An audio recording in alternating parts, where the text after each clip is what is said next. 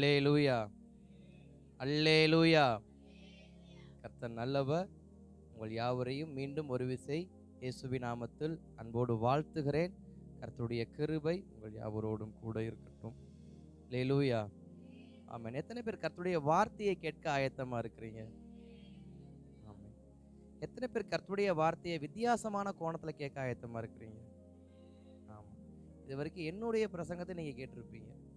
அதனால என்னுடைய ட்ராக்கே ஒரு ட்ராக்கா என்ன பண்ணணும், அது எப்பயும் போகும், அது சபையாருக்கு தெரியும். இன்றைக்கு அந்த ட்ராக்ல இருந்து கொஞ்சம் ஒரு வேறு கோணத்துல இன்னைக்கு ஒரு பிரசங்கம் உங்களுக்கு வரும். அதனால அந்த பிரசங்கத்தையும் கேட்பதற்கு நீங்கள் ஆயத்தமா இருக்கிறபடினால் உங்களை நான் மனதார வாழ்த்துகிறேன். இதோ நம் மத்தியில் கர்த்தருடைய வார்த்தையை கொடுக்கும்படியாக அருமையான தேவதாசர் ராமோஸ் ஜேசுராஜ் அவர்கள் நம் மத்தியில் வந்திருக்கிறார்கள். அவரை குறித்து ஒரு 2 வார்த்தை நான் சொல்லணும் அப்படின்னா, நாங்கள் ஒன்றாக வேதாகம கல்லூரியில் படித்தோம். ஒரே பேட்ச் கிடையாது, வேதாகம ஒன்றாக படித்தோம். அது ஒன்று. இரண்டாவது, கிறிஸ்துவுக்குள் ஒரு நல்ல சகோதரன்.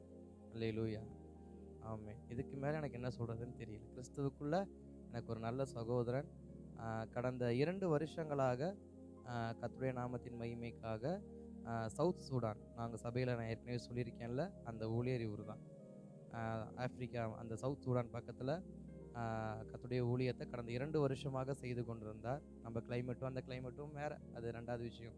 ஆனாலும் மிகுந்த பிரயாசத்தோடு மிகுந்த மன உறுதியோடு அந்த ஊழியத்தை நான் செய்ய போகிறேன் என்று புறப்பட்டு அந்த ஊழியத்தை செய்து மீண்டுமாக இப்போ நம்ம வீட்டுக்கு வந்திருக்கிறாங்க. மீண்டும் வரக்கூடிய நாட்களில் அடுத்த ஒரு இடத்துக்கு போக சித்தம் இருக்குது.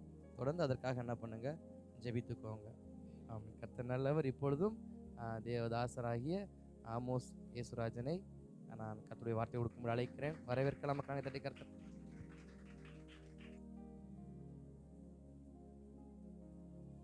Praise the Lord. Hallelujah. Hallelujah. கர்த்தர் நல்லவர், அவர் கிருபை என்றும் உள்ளது. ஆமென். நாங்கள் ஆப்பிரிக்கன் சர்ச்சஸில் எங்கே போனாலும் இந்த வார்த்தை வந்து ஒருத்தர் ஆரம்பிச்சோன்னு சொல்லுவாங்க. என்னென்னா, இங்கிலீஷ் சொல்லுவாங்க, காட் இஸ் குட். நாங்கள் கர்த்தர் நல்லவர் சொன்னோன்னே ஜனங்கள்லாம் சொல்லுவாங்க, எப்போதும் நல்லவர்னு சொல்லுவாங்க. கர்த்தர் நல்லவர்னு அவங்க எப்போதும் நல்லவர். நாங்கள் எப்போதும் நல்லவர் சொன்னால் கர்த்தர் நல்லவர். இது வந்து நம்ம அல்லேலூயா ஆமென்னு சொல்கிற மாதிரி அங்கே ஒரு பழக்கம். அதனால் எங்கே போனாலும் சொல்கிற வார்த்தை கர்த்தர் நல்லவர். அல்லேலூயா. கர்த்தர் உங்களுக்கு நல்லவராக இருந்தார் என்று நான் விசுவாசிக்கிறேன். எங்களுக்கும் நல்லவராக இருந்தார். அல்லேலூயா. அண்ணன் சொன்ன மாதிரி தான், ஆவிக்குரிய நல்ல ஒரு சகோதரன், எனக்கு ஒரு நல்ல அண்ணன். காலேஜ் படிக்கும்போது அநேக நேரங்களில் அநேக விஷயங்கள் என்னோட கூட இருந்தவர். தேவாதி தேவனை ஸ்தோத்தரிக்கிறேன், கர்த்தரை ஸ்தோத்தரிக்கிறேன். என்னையும் இங்கே ஒரு இதற்கு எனக்கு தகுதி உண்டானா எனக்கு இல்லை, ஆனால் தேவ கிருபை என்னை தகுதி உள்ளவனாய் மாற்றுகிறது. அல்லேலூயா. தேவ கிருபையினால் இருக்கிறேன், தேவ கிருபை நடத்துகிறது. அதற்காய் தேவனுடைய கிருபைக்காய், அந்த கிருபையை தந்த தேவனுக்காய் நன்றி செலுத்துகிறேன். உங்கள் மத்தியில் என்னை நிறுத்தின தேவனுக்கு நன்றி செலுத்துகிறேன். ஏன்னா என்னுடைய வாழ்க்கையில் வந்து நிறைய விஷயங்கள் வந்து ப்ரெடிக்ட் பண்ணவே முடியாது. அண்ணன் என்கிட்ட February 22 நீ வரணும்னு சொன்னபோது நான் சொன்னது, நான் வெளிநாட்டுக்கு போகலைன்னா கண்டிப்பாக வந்துடுவேன்னு, போயிட்டேன்னா என்னை கேட்காதீங்கன்னு. எனக்கும் தெரியாது நான் எத்தனை நாள் நான் இந்தியாவில் இருக்க போகிறேன், எப்போ ஊழியத்துக்குள்ளே போக போகிறேங்கிறது எனக்கும் தெரியாது. தேவன் என்னை நடத்தின விதங்கள் அப்படி தான் இதுவரைக்கும் இருந்தது, இனிமேலும் அப்படி தான் இருக்கும் என்று விசுவாசிக்கிறேன். அதே போல் என்னை அழைத்த அன்பு அண்ணன், உங்கள் பாஸ்டர் மோகன் அண்ணனுக்காய், அக்காவுக்காய், குடும்பத்துக்காய் கர்த்தரை நன்றி செலுத்துகிறேன். உங்கள் எல்லாத்தையும் சந்தித்ததில் மிகுந்த சந்தோஷம். கர்த்தர் உங்களை ஆசீர்வதிப்பாராக. அல்லேலூயா. என்னுடைய சாட்சியும் வசனமாக போகலாம், தேவன் நடத்துகிற பாதையில் போகலாம். ஒரு வசனத்தை மட்டும் வாசிருங்க. 1 கொரிந்தியர் அதன் 15வது அதிகாரம் அதனுடைய 10வது வசனம். 1 கொரிந்தியர் நிருபம் 15ஆம் அதிகாரம் 10வது வசனம். ஆகிலும் நான் இருக்கிறது தேவ கிருபையினாலே இருக்கிறேன். அவர் எனக்கு அருளிய கிருபை விருதாவாய் இருக்கவில்லை. அவர்கள் எல்லோரிலும் நான் அதிகமாய் பிரயாசப்பட்டேன். ஆகிலும் நான் அல்ல, என்னுடனே இருக்கிற தேவ கிருபையே அப்படி செய்தது. அல்லேலூயா. முதலாவது நான் உங்களுக்கு சொல்கிறேன், இங்கே ஒரு மிஷினரியை குறித்து நீங்கள் கேட்க போகிறது இல்லை, ஒரு மிஷினரியை அழைத்த தேவனை குறித்து கேட்க வந்திருக்கிறோம். அல்லேலூயா. எனக்கு எதுவுமே இல்லை. அதாவது அண்ணன் சொன்னார், நிறையா இந்த வயசு நிறையா கற்றுக்கொண்டார், நிறையா அனுபவங்கள். ஆனால் எனக்கு மட்டும்தான் தெரியும் என்னுடைய குறைவுகள். என்னுடைய என் தேவன் இப்போ என்னுடைய நான் பூமியில் செய்த கிரியைகள் நிமித்தமாக என்னை தேவன் நிறுத்தணும்னா என்னை அந்த வாசலுக்கு உள்ளே கூட என்னை விட முடியாது தேவன்.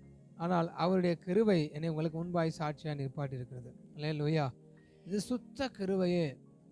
அந்த கிருபைக்கு நான் பாத்திரவான் அல்ல. இந்த வசனத்தில் முதல் வார்த்தை இப்படி சொல்லுது, ஆகிலும் நான் இருக்கிறது தேவ கிருபையினால இருக்கிறேன். இதை எழுதுகிற பவுல் அவர் எப்படிப்பட்டவன்னு யோசிங்களேன். தேவனுடைய ஜனங்களை கொலை செய்தவர், ஸ்தேவானை கொலை பண்ணுறதுக்கு அப்ரூவ் பண்ணவர், தேவனுடைய ஜனங்களை ஓடி ஓடி கொலை பண்ணவர், தன்னுடைய நியாயப்பிரமாணத்துக்கு வைராக்கியமாக நின்றவர். இன்னைக்கு அவர் யாரு? மிகப்பெரிய அப்போஸ்தலன், பல சபைகளுக்கு போதகம் பண்ணக்கூடிய தகப்பனாக இருக்கிற ஒரு அப்போஸ்தலன். தேவன் அவரை உயர்த்தி வைத்திருக்கிற நிலை எப்படிப்பட்டது? அந்த நிலையிட்டு சொல்றாரு, நான் இருக்கிறது தேவ கிருபையினால் இருக்கிறேன். இந்த 2 வருஷத்தில் நான் பெரிய அனுபவம், எனக்கு எது ஒரு பெரிய அனுபவம்னா, என் தேவன் எனக்கு கற்றுக் கொடுத்த விஷயம், ஒன்னால் ஒன்றுமே கிடையாது, நீ ஒன்றுமே பண்ணலை, நீ தியாகமும் பண்ணலை, ஒன்றும் பண்ணலை. என்கிட்ட நிறைய பேர் ஃபோனில் பேசுவாங்க, ஐயோ பயங்கர தியாகமாக இருக்கீங்கன்னு. ஆண்டவரே என்ன தியாகம் ஆண்டவரே பண்ணேன், நான் ஒன்றும் பண்ணலையே. அவர் நீ ஒன்றுமே பண்ணலை, என் கிருபை நிப்பாட்டி இருக்கு. அல்லேலூயா. தேவ கிருபை நம்மை நிறுத்துகிறது. மோகன் எங்கள் ஊழியம் பண்ணுறாருன்னா அவருக்கு இங்கே உள்ள பாடுகள்னா, நான் சவுத் சுடான் நினைக்கிறேன், எனக்கு அங்கே உள்ள பாடுகள் அவ்வளோதான். ஆனால் அவரை அழைச்ச அதே தேவன் என்னை அழைத்தார், அவருக்கு கிருபை கொடுத்த அதே தேவன் அதே கிருபை என்னை நடத்துகிறார். அல்லேலூயா. யாருக்கு என்ன கிருபை வேணுமோ அந்த கிருபையை கொடுக்கிறார். அதனால இங்க என்னுடைய பிரயாசம்னு ஒன்று இல்லை, தேவனே இதை செய்கிறவர். அல்லேலூயா. இதை முதலாவது நன்றாய் புரிந்து கொள்ளணும். அதான் நான் இருக்கிறது தேவ கிருபையினால இருக்கு. உங்க முன்னாடி இந்த நிற்கிறதா இருக்கட்டும், என்னவா இருந்தாலும் தேவ கிருபை மாத்திரமே. என்னுடைய குடும்பத்தை பற்றி சொல்லணும்னா, என்னுடைய அப்பா அம்மா சபை போதகர்களாய் திருநெல்வேலி தென்காசி மாவட்டத்தில் சேர்ந்தமரங்கிற இடத்துல ஊழியம் பண்ணிகிட்டு இருக்காங்க. ஒரு 30 வருஷமாக அதனுடைய ஊழியத்தை பண்ணிகிட்டு இருக்காங்க. என்னுடைய அப்பா அம்மாவுக்கு நாங்கள் 6 பிள்ளைகள். 6 பிள்ளைகளில் நான் 3வது. 2 அண்ணன் உண்டு, ஒரு தம்பி, அப்புறம் 2 தங்கச்சிங்க உண்டு. 2 அண்ணனும் சர்ச் ஆஃப் காடில் தேவனுடைய ஊழியத்தை, ஒரு அண்ணன் நாகூரில் பண்ணுறாரு, ஒரு அண்ணன் கிருஷ்ணகிரியில் தேவனுடைய ஊழியத்தை பண்ணிகிட்டு இருக்கிறார். 3வது நான்.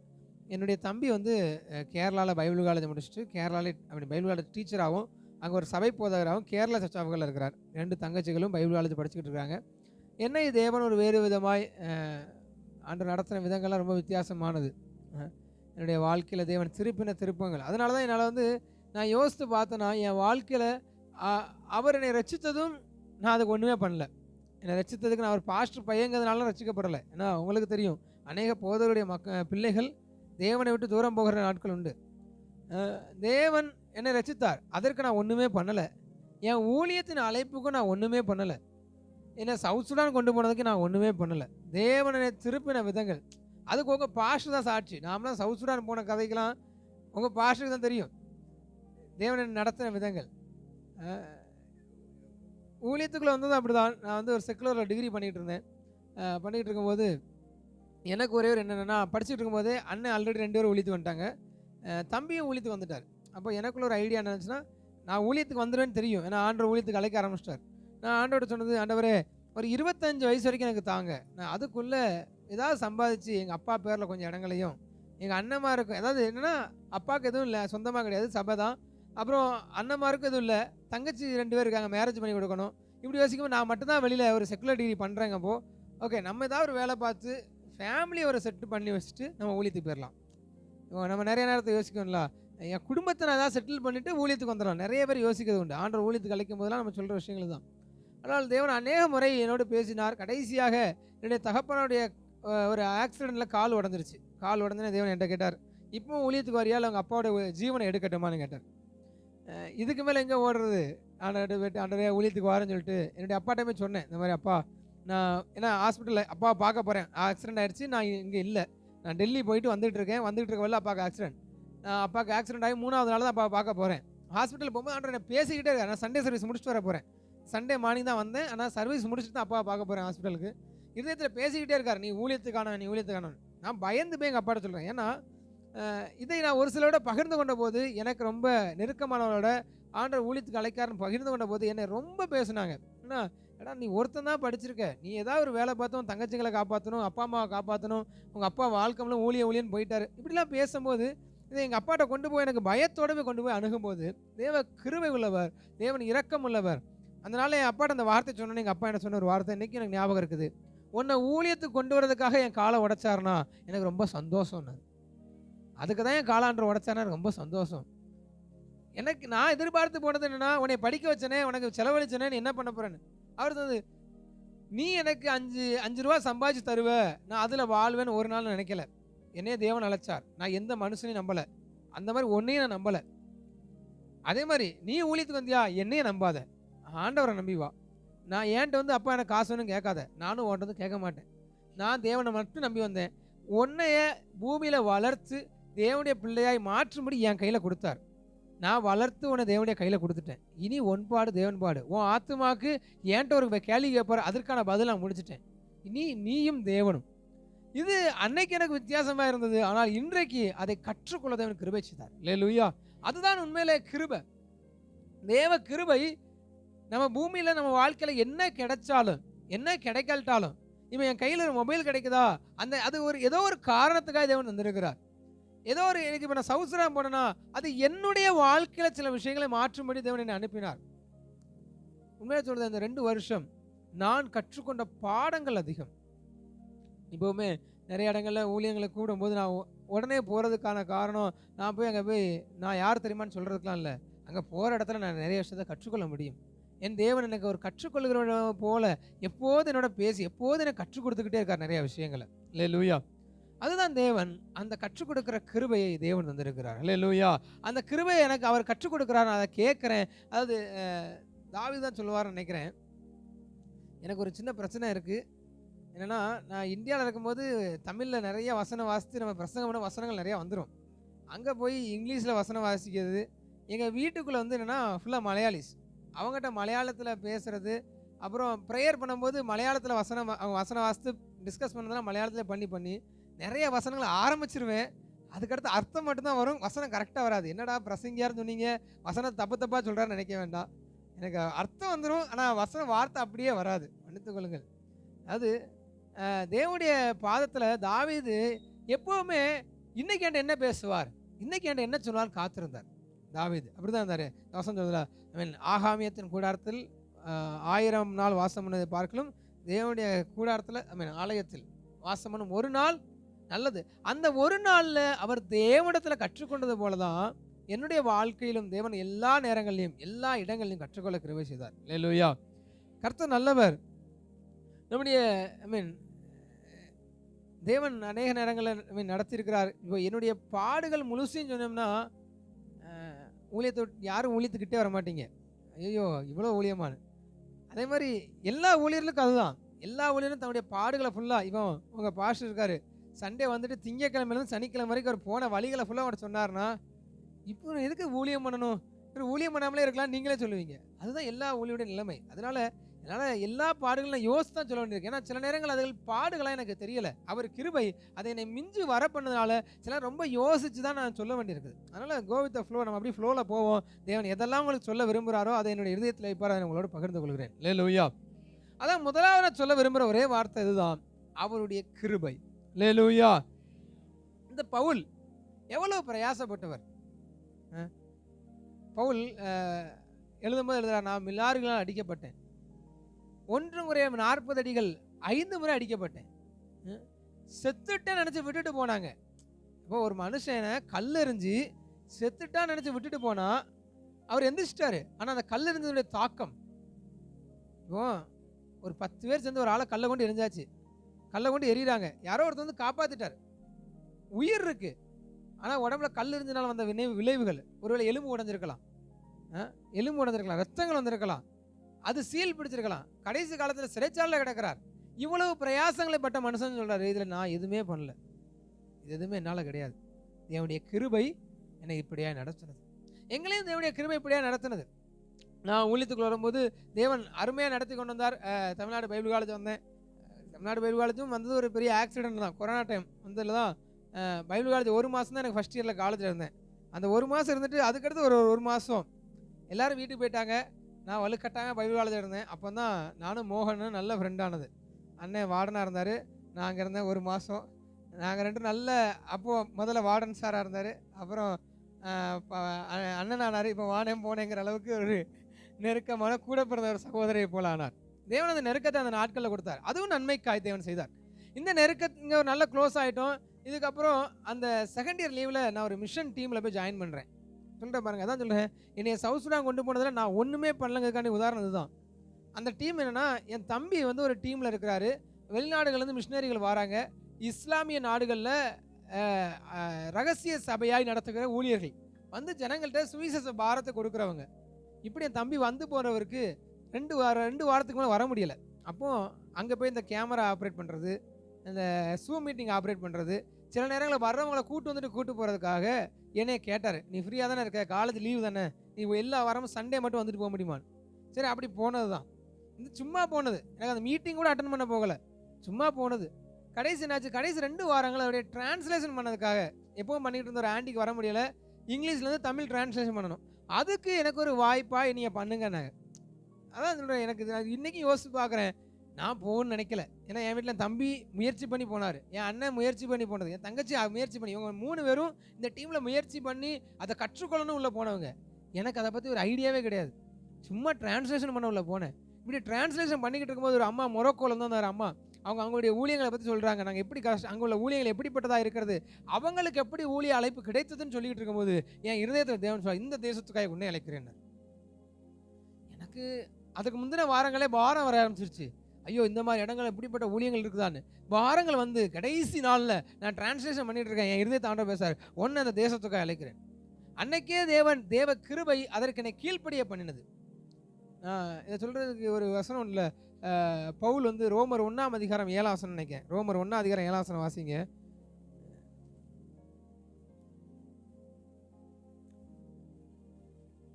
தமது நாமத்தின் நிமித்தம் விசுவாசத்துக்கு கீழ்ப்படிய பண்ணும் பொருட்டு எங்களுக்கு கிருபையும் போதும். அந்த விசுவாசத்துக்கு, அந்த தேவ அழைப்புக்கு எங்களை கீழ்ப்படிய கிருபை செய்தது. அல்லேலூயா. நான் கீழ்ப்படிஞ்சேன்னு இல்லை, நான் அதை ஏற்றுக்கொண்டேன் இல்லை. பாஸ்டர்ல ஒரு வித்தியாசமான பெர்ஸ்பெக்டிவ்னு நான் எனக்கு இப்போ தேவன் கற்றுக் கொடுத்த ஒரு விஷயத்தை சொல்கிறேன். ரட்சிக்கப்பட்டோன்னு சொல்கிறேன்ல, நான் தேவனை ஏற்றுக்கொண்டேன்னு சொன்னேன்ல. இடையில ஒரு நாள் தேவனை என்ன சொன்னார், நீ எங்கேருந்து ஏற்றுக்கொண்டேன்னு என்கிட்ட கேட்டார். நீ என்னை ஏற்றுக்கொள்ளலை, என் கிருபை அந்த விசுவாசத்தை உனக்கு கீழ்ப்படி வச்சது. அல்லேலூயா. கிருபையினாலே விசுவாசத்தை கொண்டு ரட்சிக்கப்பட்டீர்கள். அப்போ எனக்குள்ள ஒரு விசுவாசம்னு வந்துச்சுல, அதுவே கிருபை தான், தேவன் தான் கொடுத்தார். அந்த விசுவாசம் நான் கீழ்ப்படிஞ்சேன்ல, அதுவே தேவன் தான் எனக்கு கீழ்ப்படி வச்சுட்டார், நான் பண்ணலை. அதே போல இந்த இடத்துக்கு போய் நிற்கும் போது தேவ கிருபையே என்னை கீழ்ப்படிய பண்ணினது. அவர் என்னை முன்குறித்தார், என்னை அழைத்தார், அவரே அந்த அழைப்புக்கு என்னை கீழ்ப்படிய பண்ணினார். அந்த கிருபை என்னை கீழ்ப்படிய பண்ணினது. அல்லேலூயா. அன்னைக்கு ஓகே சொல்லியாச்சு, தேர்ட் இயர் பைபிள் காலேஜ் வந்தாச்சு. காலேஜில் இருக்கிற ஆண்டவர் ஒரு பயங்கரமான ஒரு கொடுத்துட்டே இருக்காரு. மொரோக்கோ போகிறோம். சில பல காரியங்கள் நடந்தது. அதனால தமிழ்நாட்டில் கண்டினியூ பண்ணுற சுச்சுவேஷன். தமிழ்நாட்டில் கண்டினியூ பண்ணலாம். இல்லை, காரைக்குடிங்கிற இடத்துல அசிஸ்டன்ட் பாஸ்டா போட்டாச்சு, ஊழியம் பண்ணிக்கிட்டு இருக்கிறோம். இடையில சில காரியங்களால் மொரோக்கோவை பற்றின சில செய்திகளை கேள்விப்படுறேன். அங்கே நிலநடுக்கம் வந்துச்சு. நிலநடுக்கத்தில் 2000க்கும் மேற்பட்ட ஜனங்கள் ஒரே நாளில் இறந்துட்டாங்க. என்னை அறியாத ஒரு கண்ணீர். நான் ஆண்டவர்கிட்ட அழுகிறேன், ஆண்டவரே அந்த தேசத்துக்கு நான் போயிருந்தா ஒரு 2 பேருக்காக சுவிசேஷம் சொல்லியிருப்பேனே, சுவிசேஷத்தை கேட்காத ஜனங்களாய் மரித்து போனார்களே. அழுகிறேன். ஏன் அழுகிறேன்னு தெரியல. அன்னையிலேருந்து ஒரு 5 வாரத்துக்கு எனக்கு வந்து எல்லா பிரசங்கங்களும், பாஸ்டர் பேசினாலும் சரி, நான் பிரசங்கம் எடுத்தாலும் சரி, நான் பாட்டு பாடினாலும் சரி, தேவன் என்னோட பேசினார். நீ போ. என்னை உந்தி தள்ளினார். தேவன் ஒன்னே கேட்டேன், ஆண்டவரே என் பாஸ்டர்ட்டையும் ஓவர் சிட்டையும் பேசுவேன், எனக்கு சமாதானமாக வெளியே அனுப்பணும். அது மட்டும் நீங்கள் கொடுத்துட்டீங்கன்னா அதான் எனக்கான அடையாளம், வேறு ஒன்றும் இல்லை. ஜெபித்தேன், தேவன் சமாதானமாக வெளியே அனுப்பினார். மொரோக்கோ போனோம். மொரோக்கோங்கிற நாடு வந்து ஓகே, இது ஒரு இஸ்லாமிய நாடு, ரகசியமாக ஊழியத்தில் போகிற இடம். அந்த நாட்டுக்கு நாங்கள் போகும்போது நானும் இன்னொரு பையனும் உள்ளே போனோம். அங்கே போகும்போது எனக்கு கிட்டத்தட்ட ஒரு 2.5 லட்ச ரூபா தேவை இருந்துச்சு. அந்த தேவையை நான் அடிக்கடி நினைக்கிறது உண்டு. தேவன் நம்மை நடத்துவார், அவர் அழைத்தவரானால் அவரை நடத்துவாருங்கிறத எனக்கு காண்பிக்கிறதுக்காண்டி எனக்கு ஃபஸ்ட்டு ஒரு டூர் ஆண்டவர் அனுப்புனார். என்ன எங்கன்னா மொரோக்கோ நாட்டுக்கு உள்ளே நான் போகவே இல்லை. ஏர்போர்ட்டில் எனக்கு ப்ராப்ளம் ஆகி என்னை ரிட்டர்ன் பண்ணிட்டாங்க. அந்த ஏர்போர்ட்டில் 3 நாள் நாங்கள் தங்கியிருந்தேன். இந்த மாதிரி ஒரு ரூமுக்குள்ளே என்னை வச்சு 3 நாள் சில பாடுகள் இருந்தது. அதற்கப்புறமா என்னை ரிட்டர்ன் அனுப்பிட்டாங்க. போயிட்டு வந்தது நிமித்தம் எனக்கு அதில் ஒரு 1,60,000 ஃபைன் கட்ட வேண்டிய சூழ்நிலை வந்துச்சு. அதையும் கட்டினோம். நாங்கள் கிளம்பும்போது என் கையில் ₹1 கிடையாது. நான் அந்த நாட்டுக்கு போகணும்னு கிளம்பும் என் கையில் ₹1 கிடையாது. நானும் எங்கள் அப்பா எனக்கு சொல்லிக் கொடுத்த ஒரு விஷயம், மனுஷனை கேட்கக்கூடாது, தேவன்கிட்ட தான் கேட்கணுங்கிறனால நான் எந்த சபையிலையும் எங்கேயுமே அறிவிப்பும் கொடுக்கல, ஒன்றும் பண்ணல. நான் ஜெபித்தேன். நான் ஜெபித்தேன் கூட நான் அதுக்காக ரொம்பலாம் உட்காந்து ஜெபம் இல்லை.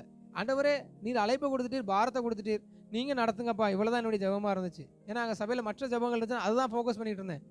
யாருன்னே தெரியாத நபர்கள், நான் இன்னைக்கும் அந்த நபர்களை பார்க்கல. பல ஐ மீன் 1,00,000க்கும் மேலான பணத்தை தந்த ஒரு ஃபேமிலி யாருன்னு எனக்கு இன்றைக்கும் தெரியாது. அவங்களோட ஃபோனில் பேசியிருக்கிறேன், இன்ன வரைக்கும் நான் பார்த்தது கிடையாது. அந்த குடும்பங்கள் தந்தது. இந்த ஒரு 20 நாளைக்குள்ளே நான் இங்கேருந்து டிக்கெட் எடுத்து மொரோக்கோ போய் அங்கேருந்து ரிட்டன் வந்து அங்கே ஃபைன் அடைச்சி எல்லாம் முடித்ததில் கிட்டத்தட்ட 2,50,000 ரூபா எனக்கு செலவு. நான் கணக்கு கூட்டி பார்க்கும்போது இந்த 2,50,000த்தில் என் கையிலேருந்து நான் 5 பைசா உள்ள போடலை, மிச்சமும் நான் எடுக்கலை. எப்படி மண்ணா வெள்ளவங்களுக்கு ஒரு மரக்கால் மண்ணானா அது கரெக்டாக இருந்துச்சோ அது தேவன் நடத்தினார். ஆனால் மொரோக்கோ அங்கேருந்து திரும்பி வரும்போது ஒரு ஃபெயிலியரான மிஷனரியாக தான் வந்தேன். ஒரு நாட்டுக்கு உள்ளே போக முடியல.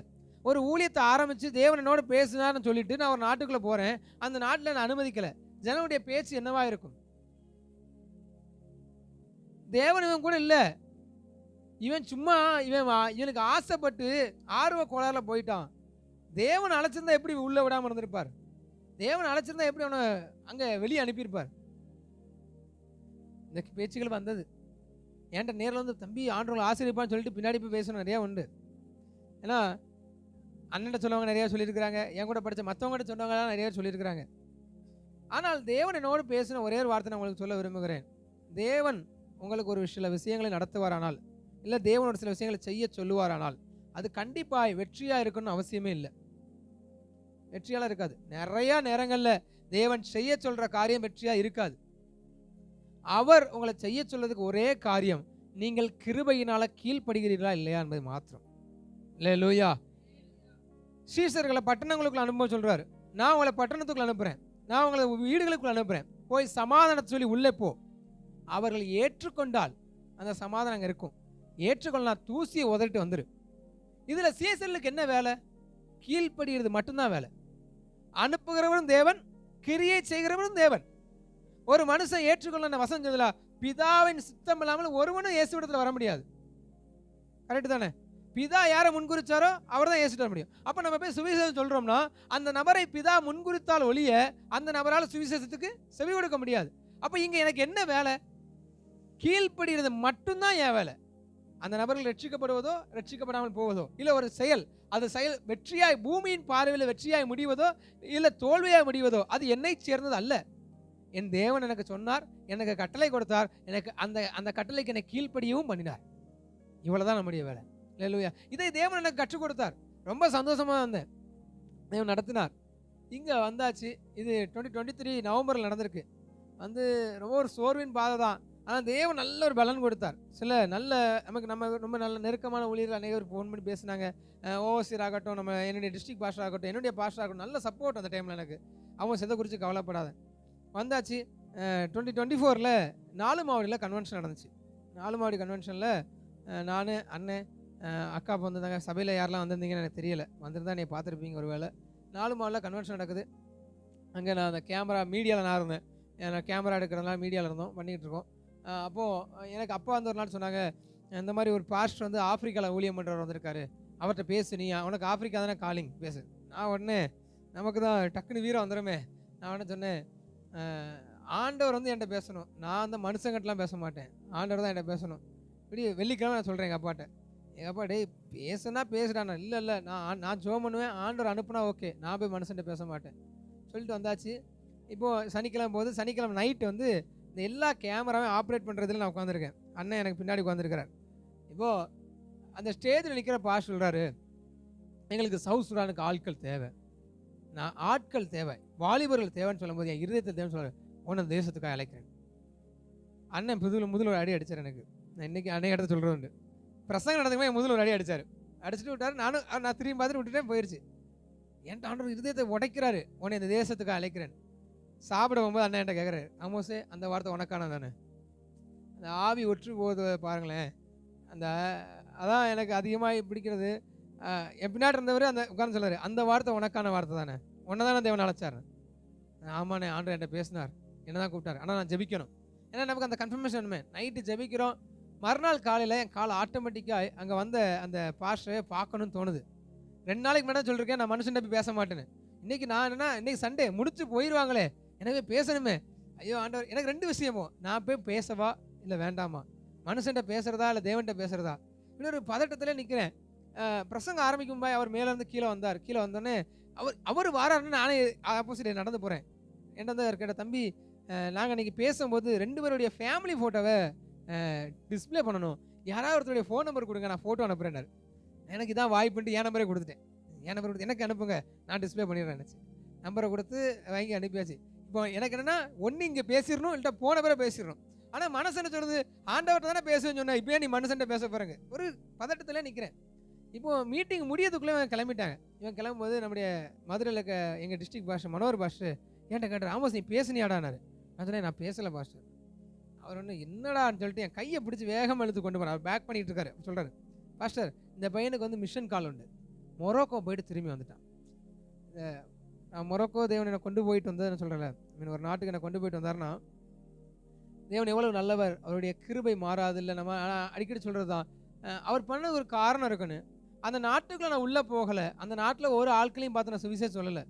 அந்த நாட்டுக்கு போய்ட்டு நான் நிறைய செலவழிச்சிட்டு தான் வந்திருக்கேன். என் கையில் இல்லைனாலும் தேவனுடைய ஊழியத்துக்கு வந்த பணம் செலவழிச்சிட்டு தான் வந்திருக்கேன். அது எனக்கு 2 விதத்தில் உதவியாக இருந்துச்சு. ஒன்று, என்னை நடத்துவேன்னு தேவன் எனக்கு கற்றுக் கொடுத்தார். நான் உன்னை அழைத்தவரான அவனை நடத்துவேன்னு கற்றுக் கொடுத்தார். 2வது, அந்த பாஸ்டர்கிட்ட போய் சொல்லும்போது எனக்கு அது பெரிய கேட் பாஸ் மாதிரி இருந்துச்சு. இந்த வேலை பார்க்குற இடத்துலாம் கேட் பாஸ் கொடுத்தா வெளியே விடுவாங்க மாதிரி. வேறு ஒரு வார்த்தை சொல்ல, இவனுக்கு இந்த ஊழிய அழைப்பு உண்டு, இந்த மாதிரி ஒரு நாட்டுக்கு போயிட்டு ரிட்டன் வந்தான். இவ்வளோதான் அவர் சொல்லப்பட்ட வார்த்தை, நேரில் பேசின வார்த்தை இவ்வளோதான்.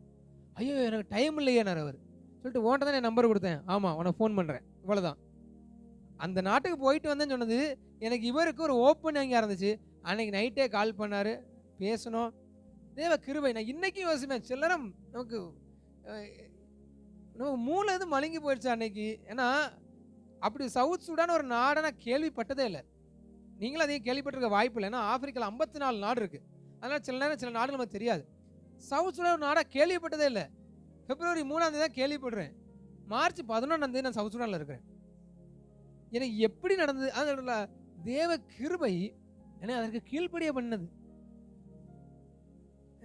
அவர் பேராகிராஃபாக அனுப்புவார், தம்பி இங்கே வந்தால் மலேரியா வரும், காய்ச்சல் வரும், இதெல்லாம் அனுப்புவார். என்னோட பதில், okay uncle, I am ready, இவ்வளோதான் இருக்கும்.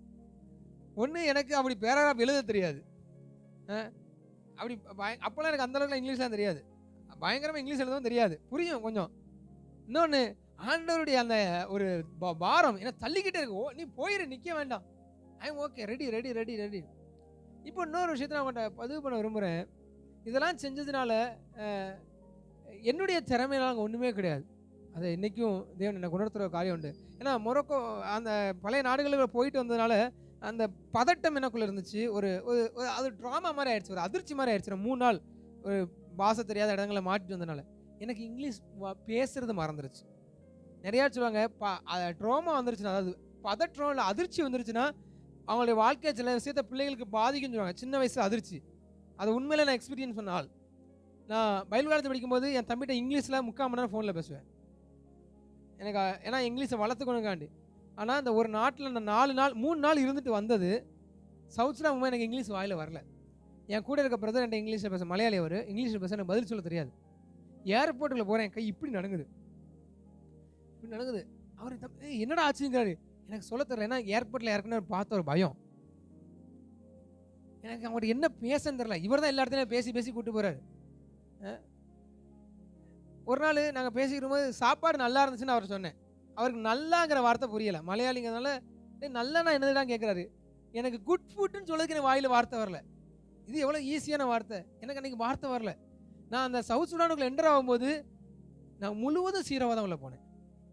என்னைய போகணும்னு தள்ளுற ஒரு கிருபை மட்டும் தான் இருந்துச்சு தவிர எனக்கு திறமை எல்லாம் சீரவாதம் இருந்துச்சு. அன்னைக்கு அங்கே முக்கியமாக தேவை இங்கிலீஷ் தேவை, அது எனக்கு ஒன்றுமே இல்லாமல் தான் இருந்துச்சு. அன்னைக்கு எனக்கு சில நேரம் யோசிக்கும் போது தேவன் நான் முழுவதும் உடைச்சிட்டு தான், நீ ஒன்றுமே இல்லை, நான் தான் உன்னை நடத்துகிறேன்னு கொண்டு போனேன்.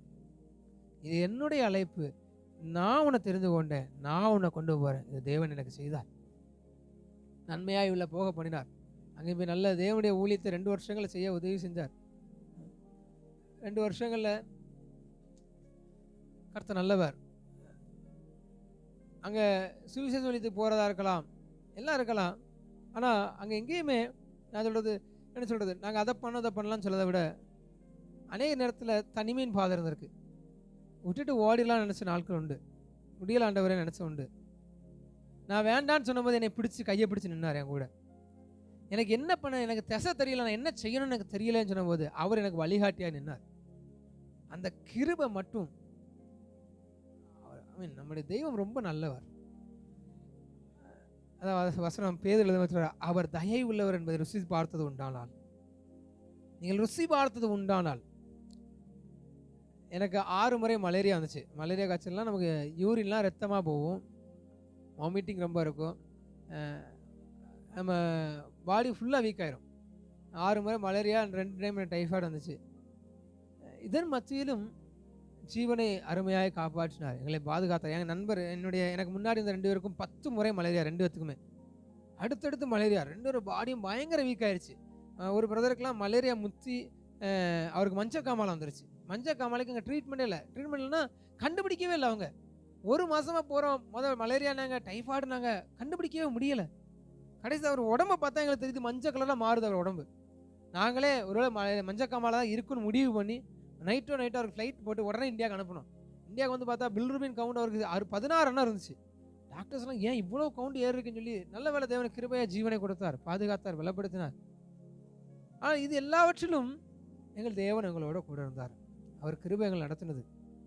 சவுத் சூடான் பற்றி சொல்லணும்னா உங்களுக்கு ஒரு சின்னதாக நாடை பற்றி சொல்கிறேன். ரொம்ப புதிய நாடு, 2011 சுதந்திரம் வாங்கினாங்க. அதனால் புதிய நாடு.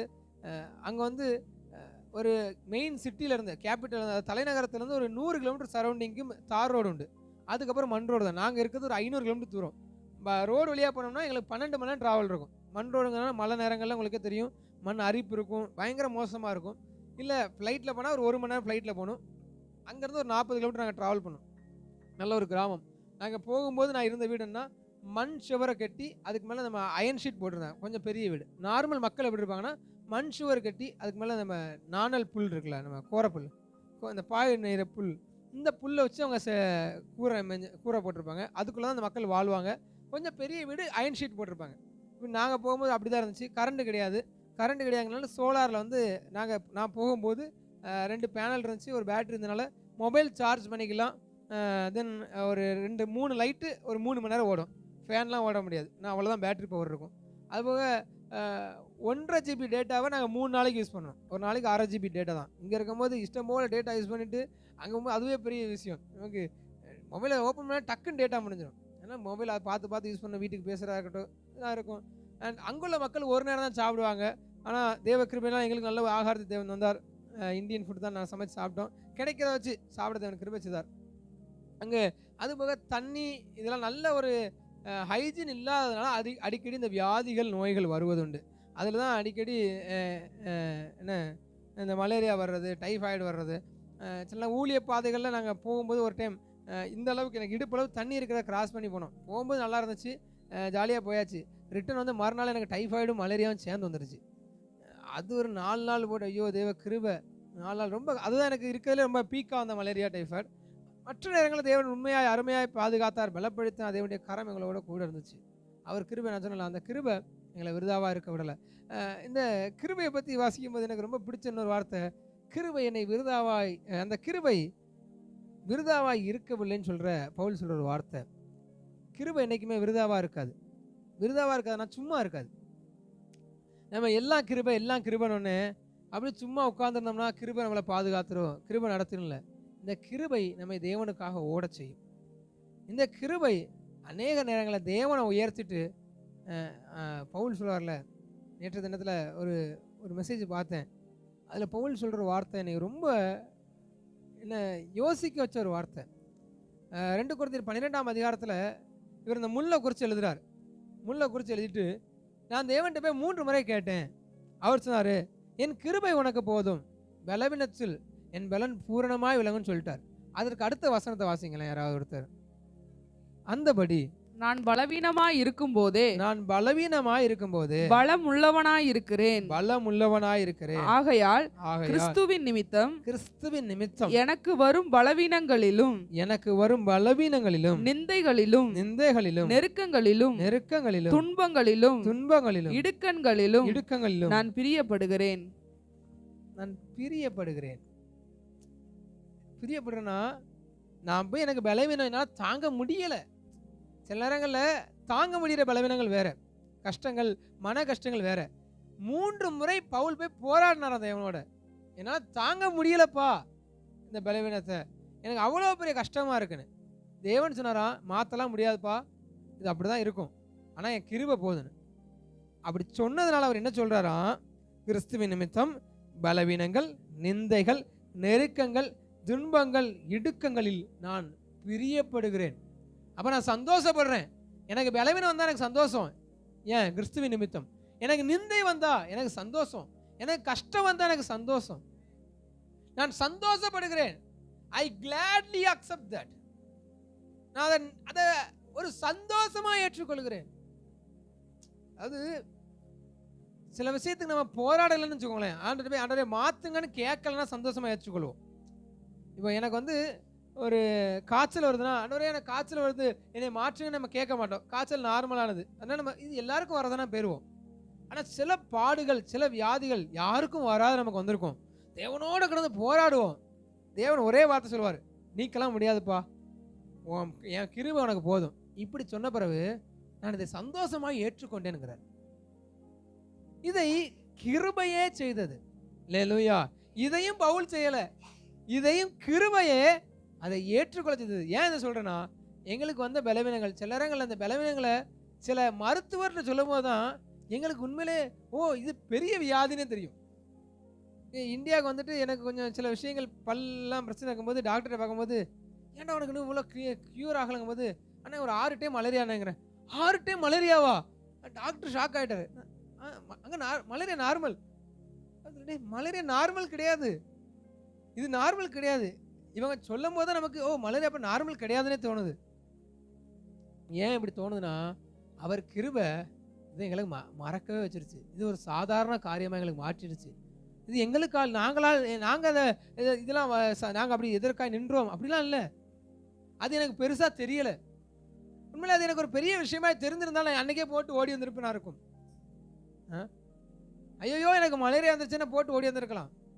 ஆனால் அதை எனக்கு அவர் தெரியவே பண்ணலை. நான் சொல்கிறேன்ல, நாங்கள் அடுத்துக்கடுத்து என்கிட்ட 2-3 பேர் பேசினாங்க, அங்கே வர்றதுக்காக பேசினாங்க. அவங்களுடைய நிலைமைகளை சொன்ன உடனே யாரும் வர்றதுக்கு ரெடியாக இல்லை. நான் அப்போ என் பிரதர், என்னுடைய மிஷினரி, என் மிஷினரி, என்னோட கூட இருக்கிற மிஷினரி கேட்டேன், என்ன கிறிஸ்து நான் 2-3 பேர் வாரேன்னு பேசுகிறாங்க, நான் வரமாட்டேங்காங்களே. அப்போ அவர் சொன்னார், ஆமாசே, நீ வர்றதுக்கு முன்னாடி நாங்கள் 5 பேர்கிட்ட இன்டர்வியூலாம் இஷ்டம், இங்கே உள்ளதான் ஃபோட்டோஸ் எல்லாம் காமிச்சோன்னே ஐயா சாமிங்களை ஆளை விடுன்னு ஓடிட்டாங்க. ஆனால் ஓன்ட்ட மட்டும் தான் நாங்கள் எல்லாத்தையும் சொன்னோம், நீ வாரேன் மட்டும் சொன்னேன். அதுவே எங்களுக்கு ஒரு நேரம் பயமாக இருந்துச்சு. நீ எதுக்கு வாரான்னு தெரியல, என்னத்தை சொன்னாலும் வாரேங்கான்னு. அப்போ தான் யோசிக்கிறேன், அன்னைக்கு ஏன் நான் வாரேன்னு சொன்னேன், அன்னைக்கு ஏன் எனக்கு இது பெருசாக தெரியலை. அம்மா அப்பா விட்டு 2 வருஷம் இருக்கணும். நான் அம்மா பிள்ளை, 24 வயசு வரைக்கும் எங்கள் அம்மா கூட வந்திருக்கேன். சின்ன காசு எங்கள் அம்மா கிட்ட தான் போயிருப்பேன். நான் இங்கே 2 வருஷம் இருக்கணும், பெற்றோரை பார்க்காம 2 வருஷம் இருக்கணும். 2 வருஷத்துக்கு அப்புறம் விடுன்னு சொல்லிட்டாங்க. எனக்கு ஒன்றுமே பெருசாக தெரியலைன்னா, அது நான் தியாகம் பண்ணுறேன்னு சொல்லுக்கு ஒன்றுமே இல்லை. அந்த கிருபை என்னை அதற்கு கீழ்ப்படிய பண்ணிருச்சு. அல்லேலூயா. உங்களையும் தேவன் அழைப்பாரானால், உங்களையும் தேவன் தெரிந்து கொள்வாரானால், அந்த கிருபை உங்களை கீழ்ப்படிய பண்ணும். அந்த கிருபை உங்களை பரிசுத்தத்திற்காய் நிற்க பண்ணும். அந்த கிருபை சத்தியத்திற்காய் சாட்சி கொடுக்க பண்ணும். அந்த கிருபை கூட பேசிக்கிட்டே இருக்கும். நமக்கு நிறைய நேரங்கள் ஆவியானவர் பேசுறாருல, அந்த ஆவியானவர் பேசுறாங்க தான் நான் கிருபைன்னு சொல்றேன். அல்லேலூயா. எல்லாம் என் கிருபை, என் தேவனுடைய கிருபை. ஏன் இந்த கிருபை நான் ஒரு வார்த்தை யூஸ் பண்றேன்னா, கிருபைக்கு அர்த்தம் என்னன்னா, அதற்காய் தகுதி எனக்கு ஒரு தகுதி இல்லாதவனே கிடைக்கிறது. தகுதியே இல்லை, பிரயாசமே படலை. இப்போ உங்களுக்கு 100 ரூபா சம்பளம் கொடுக்கணும்னா நீங்கள் அதுக்கு ஒரு வேலை பார்க்கணும், அப்படி பிரயாசமே படலை. இல்லை, ஒரு நல்லா படிக்கிற பிள்ளைக்கு என்ன பண்ணுவாங்க தெரிஞ்சு, ஒரு பிள்ளை நல்லா படிக்கிறது, பெற்றோர் இல்லை, ஆனால் சும்மா தெருவில் நல்லா அவங்க ஊரில் உள்ள நல்லா ஒரு பெரிய ஸ்டேஜில் இருக்கிற ஆள் சொல்லுவாங்க, அந்த பிள்ளை நான் படிக்க வைக்கேன்னு சொல்லுவாங்க. அந்த பிள்ளை நல்ல மார்க் எடுத்திருக்கு, பெற்றோர் இல்லை, அந்த பிள்ளைக்கு உதவி செய்யணும். ஆனால் அந்த பிள்ளை எல்லா பாடத்துலையும் ஃபெயில் ஆகிட்டே இருக்கு. அந்த பிள்ளைக்கு நான் ஹெல்ப் பண்ணுறேன்னு யார் சொல்ல முடியும்? எல்லா பாடத்திலும் ஃபெயில் ஆகுது. நான் அந்த பிள்ளைக்கு லட்சக்கணக்கில் ஃபீஸ் கட்டி ஒரு இன்ஜினியரிங்கோ ஒரு டாக்டரோ படிக்க வைக்கேன், யார் சொல்ல முடியும்? நல்லா படித்தா சொல்லலாம், படிக்காத ஒரு ஆளுக்கு, அப்போது அதுக்கு தகுதியே இல்லாத ஒரு ஆளுக்கு, அதுக்கு பேர் தான் கிருபை. அதனால சொல்றேன், எனக்கு அவர் நல்கிய எல்லாமே கிருபை, என்ன நடத்தினது எல்லாமே கிருபை. அந்த அவர் நடத்துவதற்கு நான் பாத்திரவான் அல்ல, என் இருதயத்துக்கும் என் தேவனுக்கு மாத்திரம் தெரியும். அவரை நடத்தினதற்கு நான் பாத்திரவான் அல்ல. அந்த கிருபை அது என்னை விருதாவாய் இருக்க விடவில்லை. அல்லேலூயா, அல்லேலூயா. அநேக நேரங்களில் சோர்ந்து போனது உண்மை. நான் அநேக நேரத்தில் நினைப்பேன், அங்கே நடந்த நிறைய விஷயங்கள்லாம் சொல்லி, ஏன்னா சில நேரங்களில் அது என்ன ஆயிடுதுன்னா, நம்ம சொல்ல நான் பெரிய ஆளு, நான் அப்படிலாம் பண்ணியிருக்கேன், என்ன கொண்டு தேவன் பண்ணியிருக்கார் அப்படி சொல்கிறதுக்கு ஒன்றும் இல்லை. அங்கே நடந்த சில சாட்சிகள் உங்களோட பகிர்ந்து கொள்ள விரும்புகிறேன். 2 சாட்சி. ஏன்னா அந்த 2 சாட்சி நான் எதுக்கு சொல்கிறேன்னா, தேவன் அதில் எனக்கு கற்றுக் கொடுத்த பாடம் அப்படிப்பட்ட பாடம். ஒன்று, எங்கள் சபையில் வந்து அங்கே சபைகள் நடத்திக்கிட்டு இருக்கோம். சபையில் கூடி வர்றவங்க அங்கே வந்து லேடிஸ் வந்து அங்கே உள்ள வாழ்வாதாரம் ரொம்ப இதாக இருக்கிறதுனால ஒரு 200 வருஷத்துக்கு பழமையான நாடு தான் சவுத் சுடான்ங்கிறது. அப்படிங்கும்போது அந்த மக்கள் வந்து பயங்கர ஸ்ட்ராங்காக இருப்பாங்க. இப்போ எங்கள் அம்மாவுக்கு 6 பிள்ளைகளுமே நார்மல் டெலிவரி, 5 பேர் வீட்டில் தான் பிறந்தோம். கடைசி பாப்பாவை அந்த டாக்டர் எங்கள் அப்பாட்ட கேட்டுக்கிட்டதுனால அந்த ஹாஸ்பிட்டலில் போய் பாப்பா பிறந்தா. அப்பாவோட ஃப்ரெண்ட் அவர். அம்மா அவ்வளோ ஸ்ட்ராங்காக இருந்தாங்க. இன்னைக்குள்ள பிள்ளைகளுக்கு அது முடியலை. அது அவங்களுடைய குறைன்னு சொல்லலை, நம்முடைய உணவு பழக்கம் நம்முடைய சூழ்நிலையும் மாறிடுச்சு. இதே மாதிரி அவங்களுடைய உணவு பழக்கம் எல்லாம் பழைய காலத்தில் இருக்கிறனால இன்னைக்கு குழந்தை பிறந்துட்டு காலையில் குழந்தை பிறந்துட்டு ஈவினிங் வந்து கிணத்துல தண்ணி எடுக்க வந்துடுவாங்க. ஏன்னா அவங்களுக்கு வேறு வழியும் கிடையாது. ஒரு கணவருக்கு 6 மனைவிகள் 7 மனைவிகள் இருப்பாங்க. கணவர் வந்து பிள்ளைகளை பார்க்க மாட்டாங்க. அவங்களுடைய மக்களுடைய நிலைமை, கணவர் வந்து உட்காந்து ஆண்கள் வந்து உட்காந்து ரோட்டில் வந்து டீ குடிச்சிட்டு ஊர் நியாயம் பேசுறது மட்டும் தான் அவங்களுக்கு வேலை. மனைவிகள் தான் அவரோட பிள்ளையை பாதுகாக்கணும். அந்த அம்மாவுக்கு 10 பிள்ளைங்கன்னா அந்த அம்மா தான் வேலை பார்த்து பிள்ளைகளை காப்பாற்றிக்கணும். இவங்க ஒரு வேலை பார்க்க மாட்டாங்க. அதனால குழந்தை பிறந்தாலும் அந்த அம்மா மறுநாளே போய் வேலை பார்க்கணும். இப்படிப்பட்ட நிலைமைகள். அப்போது எங்கள் சபைக்கு வர்ற அம்மா வரல, குழந்தை பிறந்துச்சு 3 வாரம் ஆச்சு, நல்லா ப்ரேயர் பண்ணுறாம்மால, ஏன் வரல இப்படி நாங்கள் கேட்டோன்னே, நானும் என்னுடைய கிறிஸ்டோன்னு ஒரு பிரதர் இருந்தார். கேட்டோன்னே அவங்க சொன்னாங்க, இந்த மாதிரி அந்த அம்மாவுக்கு வந்து அவங்க குழந்தை பிறந்த மார்பகத்தில் வந்து ஒரு சைடு ரொம்ப வீங்கிருச்சு, கட்டியாயிருச்சு. அண்ட் அதில் வந்து ஒரு இடத்த கட்டாகி கொஞ்சம் சலங்கு மாதிரி வந்துக்கிட்டு இருக்கு. ஹாஸ்பிட்டல்லாம் போனாங்க. ஒன்று பெரிய ஹாஸ்பிட்டல் போக சொல்லிட்டாங்க, அதனால் ஒரு 500 கிலோமீட்டர் போகணும். அங்கே போனால் நிறைய செலவு. இல்லைன்னா வீட்டுக்கு போக சொல்லிட்டாங்களாம். அவங்க வீட்டுக்கும் வந்துட்டாங்க. இப்போது சரி ஓகே, சபையில் ஜோம் பண்ணியாச்சு. ஜோம் பண்ணிவிட்டு வீட்டுக்கு போகிற வழியில் எங்கள் பைக் ஓட்டிகிட்டு இருந்தவர் சார், இதுதான் அந்த அம்மாவோட வீடு, நம்ம போய் பார்ப்போனார். போய் நானும் கிறிஸ்டோ அந்த வீட்டில் போனோம். ரொம்ப ஒரு சின்ன வீடு. அந்த அம்மா சொன்னிச்சு இந்த மாதிரி சுச்சுவேஷன் எல்லாம். உடனே கிறிஸ்டோ ஜோம் பண்ணார். ஜோம் பண்ணிவிட்டு அங்கே என்ன இருந்துச்சுன்னு பார்த்தா அங்கே உள்ள பால் இருந்துச்சு. அங்கே மக்களுடைய பால் வந்து நாங்கள் வாங்க மாட்டோம். ஏன்னா அவங்க பால் என்ன பண்ணுவாங்கன்னா, பால் எடுத்து பால் வந்து கெட்டு போகாமல் இருக்கிறதுக்காண்டி ஒரு வேலை பார்ப்பாங்க. மாட்டு மூத்திரத்தை அதோட சேர்த்துருவாங்க. அவங்க அதை சேர்த்து தான் உபயோகப்படுத்துவாங்க. நமக்கு அதை ஸ்மெல்லும் ஆகாதுக்கிட்டே போக முடியாது. நம்ம தனி பாலாக கேட்டால் கூட அவங்களுக்கு மனசு திருப்தி ஆகாது.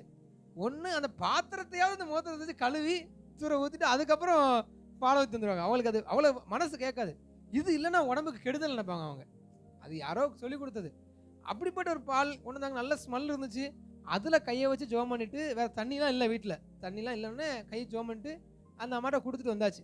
அந்த நேரங்களில் எங்களுக்கு ஒரு வீடு கட்டிக்கிட்டு இருந்தோம். ஏன்னா நாங்கள் இருந்த இடம் ரொம்ப குடிசையாக இருக்குன்னா அடிக்கடி மலேரியா வந்துக்கிட்டே இருக்குது. யாரும் வெளியிலேருந்து மிஷினரிஸ் வர முடியல. அப்போ மிஷினரிஸ் ஒரு ஹவுஸ் வேணும், நாங்களே கட்டிக்கிட்டு இருக்கோம். இந்த அம்மாவை மறந்தாச்சு. நாங்கள் அன்றைக்கி போய் ஜோம் பண்ணிட்டு வந்தாச்சு. அந்த அம்மாவை நாங்கள் மறந்துட்டோம். ஒரு 3 வாரம் கழிச்சு சபைக்கு போனால் அந்த அம்மா சபையில் உட்காந்துருக்கு. சபையில் உட்காந்துன்னு சந்தோஷம். 6ஆவது முடிச்சோன்னே அந்த அம்மாட்ட, அம்மா என்ன ஆச்சுன்னு நாங்கள் கேட்குறோம். நீங்கள் 2 நாளைக்கு வந்து ஜோம் பண்ணிங்களா?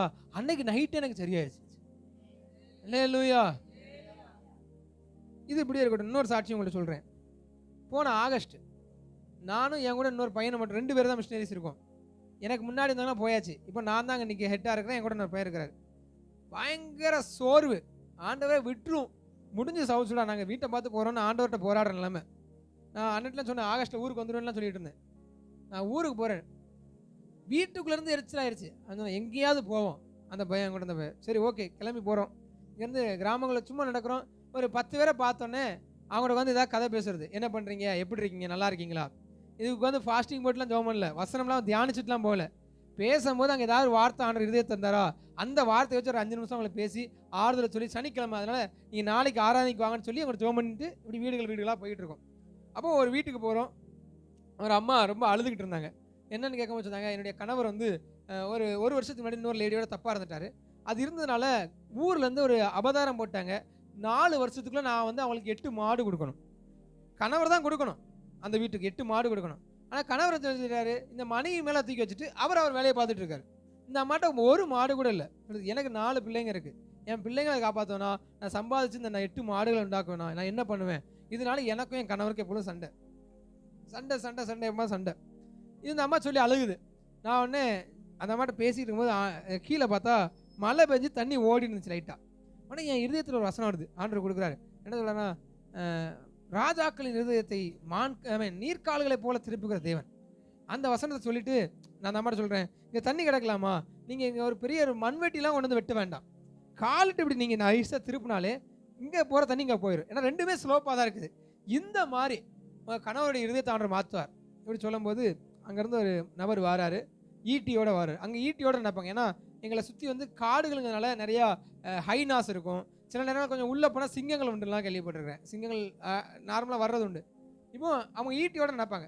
அவர் வந்தார், அங்கே ஈட்டியை ஊனிச்சுட்டு வந்து நின்னார். அப்போ அந்த அம்மா சொன்னாங்க, இவர் என்னுடைய கணவர்னு. அப்படியான்னு சொல்லிட்டு அவர்கிட்டையும் பேசுகிறோம். ஐயா ஆண்டவரை தேடுங்க, ஆண்டவரை ஆசீர்வாதம் சொல்லி முடிச்சா அந்த ஐயா என்கிட்ட பேசுகிறார். சொல்கிறாரு, எனக்கு என் மனைவிக்கு ரொம்ப சண்டை, நேற்று ரொம்ப சண்டை, என்னால் தாங்க முடியலை, அதனால் இன்னைக்கு என் மனைவியை கொன்றணும்னு வந்தேன். அதான் ஈட்டியை கொண்டு வந்தது, இப்போ உங்களை வந்து கொன்றணும்னு தான் வந்தேன். வந்த நேரத்தில் உங்களை பார்த்தோன்னே சரி ஏதோ பேசுறீங்கன்னு வந்தேன். ஆனால் என் இருதயத்தில் இப்போ அதை கொல்லணுங்கிற எண்ணம் இல்லை, என்னை விட்டு அந்த எண்ணம் போயிடுச்சு. நாங்கள் ஒன்று சந்தோஷம் ஜோமனும் ஐயா நாளைக்கு சபைக்கு வாங்கன்னு சொல்லிட்டு சந்தோஷம்னு சொல்லிட்டு வந்தாச்சு. வீட்டுக்கு வந்தால் எனக்கு வந்து இப்போ புது வீடு வந்ததுனால இன்டர்நெட் எவ்வளோ நாளும் யூஸ் பண்ணலாம். நாங்கள் ப்ராட்பேண்ட் போட்டோம், ஒய்ஃபை போட்டோம். இப்போ அது இருக்கிறதுனால வீட்டில் தான் டேட்டா ஃபோன் பேச முடியும். வீட்டுக்கு வந்து அம்மா எனக்கு 2 மணி நேரம் கால் பண்ணியிருந்தாங்க. ஆனால் அம்மாவுக்கு ஃபோன் பண்ணி பேசுகிறேன். அப்போ அம்மா சொன்னாங்க, ஆல்மோஸ்ட் நல்லா ஜோமனுடா, ஆண்டவரை பயன்படுத்து. ஏன்னா சோர்வில் இருக்குன்னு அம்மாவுக்கும் தெரியும், வீட்டில் சொல்லியிருக்கேன் சோர்ந்து போயிருக்கோன்னு. நல்லா ஜோமனு ஆண்டவர் நடத்துவார். என்னம்மா நேற்று ஒரு சொப்பனம் பார்த்தேம்மா, நீ வந்து சபையில் ஜோமன்ற கொலை செய்கிற ஆவிகளோட பிசாசுகள் ஓடுதுன்னு. அம்மா சொல்லாங்க, ஓகே நானும் ஓகே அம்மா சொல்லணும்னு நினைக்கிறேன். அப்போ நாளைக்கு ஆண்டவர் தான் அற்புதங்கள் செய்வார் போல ஜோமனு வந்துட்டு. சரி இன்னைக்கு என்ன நினச்சுன்னு அம்மாட்ட கதை சொல்கிறேன், இன்னைக்கு எங்கெல்லாம் போனோம். அப்போ அம்மாட்ட சொல்கிறேன், இந்த மாதிரி ஒரு ஆள் வந்தாருமான்னு. அம்மா சொல்கிறாங்க, இதுதானே அந்த பிசாசு, அந்த அலறி ஓடின பிசாசு இதுதானே. நான் யோசிக்கிறேன், எங்கள் அப்பா சபையில் பிசாசு ஓடி பார்த்துருக்கிறேன். சபையே போட்டு உருட்டி ஆடி ஓடிலாம் பார்த்துருக்கேன். இங்கே இது ஆடவும் இல்லை, ஓடவும் இல்லை, சத்தவும் போடலை. நான் இயேசுவின் நாமத்தில் போகணும்னு சொல்லலை, நான் வசனத்தை பேசிட்டு தான் ஓடிடுச்சு.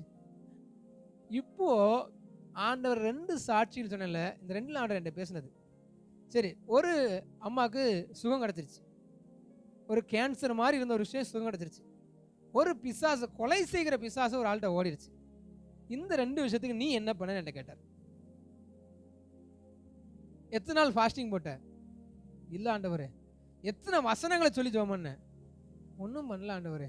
அந்த அம்மாவுக்கு ஒரு நாள் ஜெபம் பண்ண மறந்துட்டேன், அந்த அம்மா மறந்துட்டு வந்தாச்சு. இந்த ஐயாவுக்கு சும்மா போய் அதாவது டென்ஷனாவது, வீட்டுக்குள்ளே இருக்க முடியலன்னு விரக்தியில் வெளியேந்து போனது. வெளியேந்து போய் வசனம் சொன்னதில்ல. இப்போ ஆண்டவர் சொன்னாரு, அற்புதங்களையும் அடையாளங்களையும் செய்கிறவர் நான், நீ ஃபீல்டுக்கு போனால் மட்டும் போதும். தேவன் சில நேரம் நம்மளை அழைச்சி சில இடத்துக்கு போக சொல்லும் போது அங்கே ஐயோ நான் போய் சண்டை போடணுமே, கத்தியை தூக்கிட்டு போகணுமே, அதை போராடணுமே, இரவு முழுக்க கொஞ்சம் ஜோமணுமே, அப்படி யோசிச்சுலாம் போக வேண்டாம், போனால் மட்டும் போதும். சில நேரங்களில் ஐயோ எனக்கு உடம்புலாம் டயர்டாக இருக்கு, நான் எப்படி இன்றைக்கி ஃபுல்லாக ஜெபத்தில் உட்காந்து நைட்டு ஜெபத்தை ஜெபம் பண்ண போகிறேன். நீங்கள் போனீங்கன்னா உங்கள் டயர்டு எப்படி போணுச்சுன்னே தெரியாது. அது நீங்கள் உங்களுடைய பிரயாசம் இல்லை, தேவன் அதை மாற்றிட்டார். அவர் கிருபை அதை உங்களுக்கு மாற்றி உங்களை அந்த கிருபை தேவனுக்காக நிற்க பண்ணுகிறது. ஃபீல்டில் நிற்கிறது மட்டும்தான் நம்ம வேலை, அதையுமே நிற்க பண்ணுகிறவரும் அவர். அவர் கிருபை. இந்த 2 விஷயம் என்னை முழுவதுமாய் உடைத்தது. அதில் அந்த 2 வருஷத்தில் நான் என்ன செஞ்சேன்னு கேட்டால் எனக்கு தெரியாது, எத்தனை பேர் ஆண்டவர்கிட்ட கொண்டு வந்தேன்னு கேட்டால் எனக்கு தெரியாது, அநேக இடத்துல சுவிசேஷத்தை பிரசங்கிச்சிருக்கேன், அவங்க எங்கெங்கே ரட்சிக்கப்பட்டாங்க ரட்சிக்கப்படல எனக்கு தெரியாது. ஆனால் இந்த 2 வருஷத்தில் தேவன் எனக்கு கற்றுக் கொடுத்த ஒரு பாடம், என் கிருபை இல்லைன்னா நீ ஒன்றுமே இல்லை. அல்லேலூயா.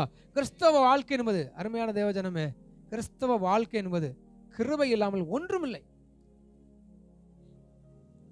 வெளியில் இருக்க ஜனங்கள் இந்த பூமியில் என் பிள்ளை நல்லா இருக்கணும், நான் நல்லா இருக்கணும், என் சந்ததி நல்லா இருக்கணும், என் பக்கத்து வீட்டுக்காரனோட நான் நல்லா இருக்கணும், இதற்காக தேவர்களை தேடுகிறார்கள்.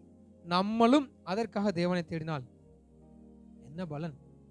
இதே 1 கொரிந்தியர் 10ஆம் அதிகாரம் 15ஆம் அதிகாரம் அதனுடைய 19ஆம் வசனத்தை மட்டும் வாசிங்களேன். இதே அதிகாரத்தில் 19ஆம் வசனத்தை வாசிங்க. 1 கொரிந்தியர் 15:19 இம்மைக்காக மாத்திரம் நம்பிக்கை உள்ளவர்களாயிருந்தால் எல்லா மனுஷரை பார்க்கிலும் பரிதபிக்கப்படத்தக்கவர்களாய் இருப்போம்.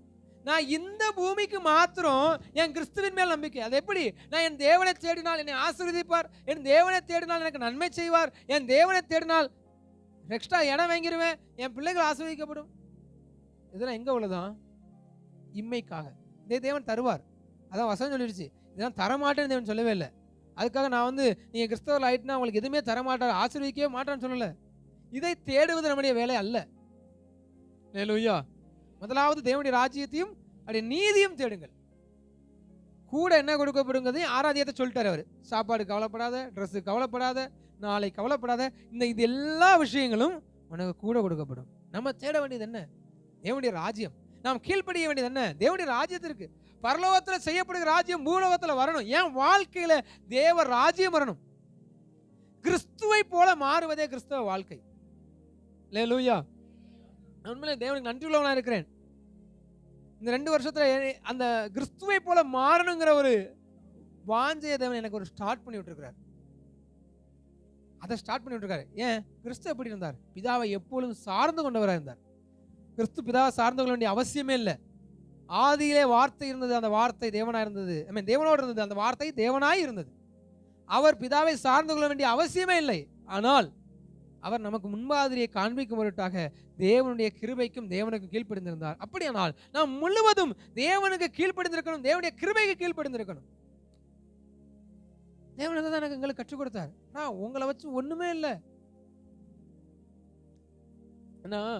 வசனம் வாசிக்கிறோம்ல, கர்த்தாவே கர்த்தாவே உங்களுடைய நாமத்தினாலே நாங்கள் அற்புதங்களை செய்தோமே, பிசாசுகளை துரத்தினோமே, நாங்க செஞ்சோம் சொல்ற வரைக்கும் கர்த்தர் ஒண்ணுமே செய்ய முடியாது. நான் மரிக்கணும், கிறிஸ்து என்னிலே உயிர்க்கணும். பவுல் அதுதான் எழுதுகிறார். மரித்தேன். ரோமர் புஸ்தகம் ரொம்ப அழகான புஸ்தகம் ரோமர். நீங்க ரட்சிக்கப்பட்ட கிறிஸ்தவர்கள் அதிகம் வாசிக்க வேண்டியது என்னை பொறுத்து நான் சொல்றது நான் எனக்கு கற்றுக்கொண்ட விஷயம் சொல்றேன். யோவான் புக்கை முதல்ல வாசிங்க. யோவானை வாசிட்டு ரோமருக்கு போங்க. யோவானும் ரோமரும் நம்மை புடமிடக்கூடியது. ரோமர்ல பவுல் எழுதுறாரு, இப்போ பாவத்தில் நான் அடிமையா இருந்தேன், இப்போ கிறிஸ்துவோட நான் மரிச்சிட்டேன். செத்து போன எனக்கு என்ன ஆசை இருக்கு? செத்து போன எனக்கு என்ன தேவை இருக்கு? செத்து போன எனக்கு என்ன என் பேர் எல்லாரும் சொல்லணும்னு ஆசை இருக்கு? ஒரு நாள் செத்து போன பிறகு என் பேர் எல்லாரும் சொல்லணும்னு கேட்பாங்களா? உயிரோடு இருக்கும்போது சொல்லுவாங்க. யாராவது ஒரு எம்எல்ஏ இருக்கட்டும் நல்லது பண்ணிட்டாருன்னா அவர் பேரை சொல்லணும்னு நினைப்பாங்க.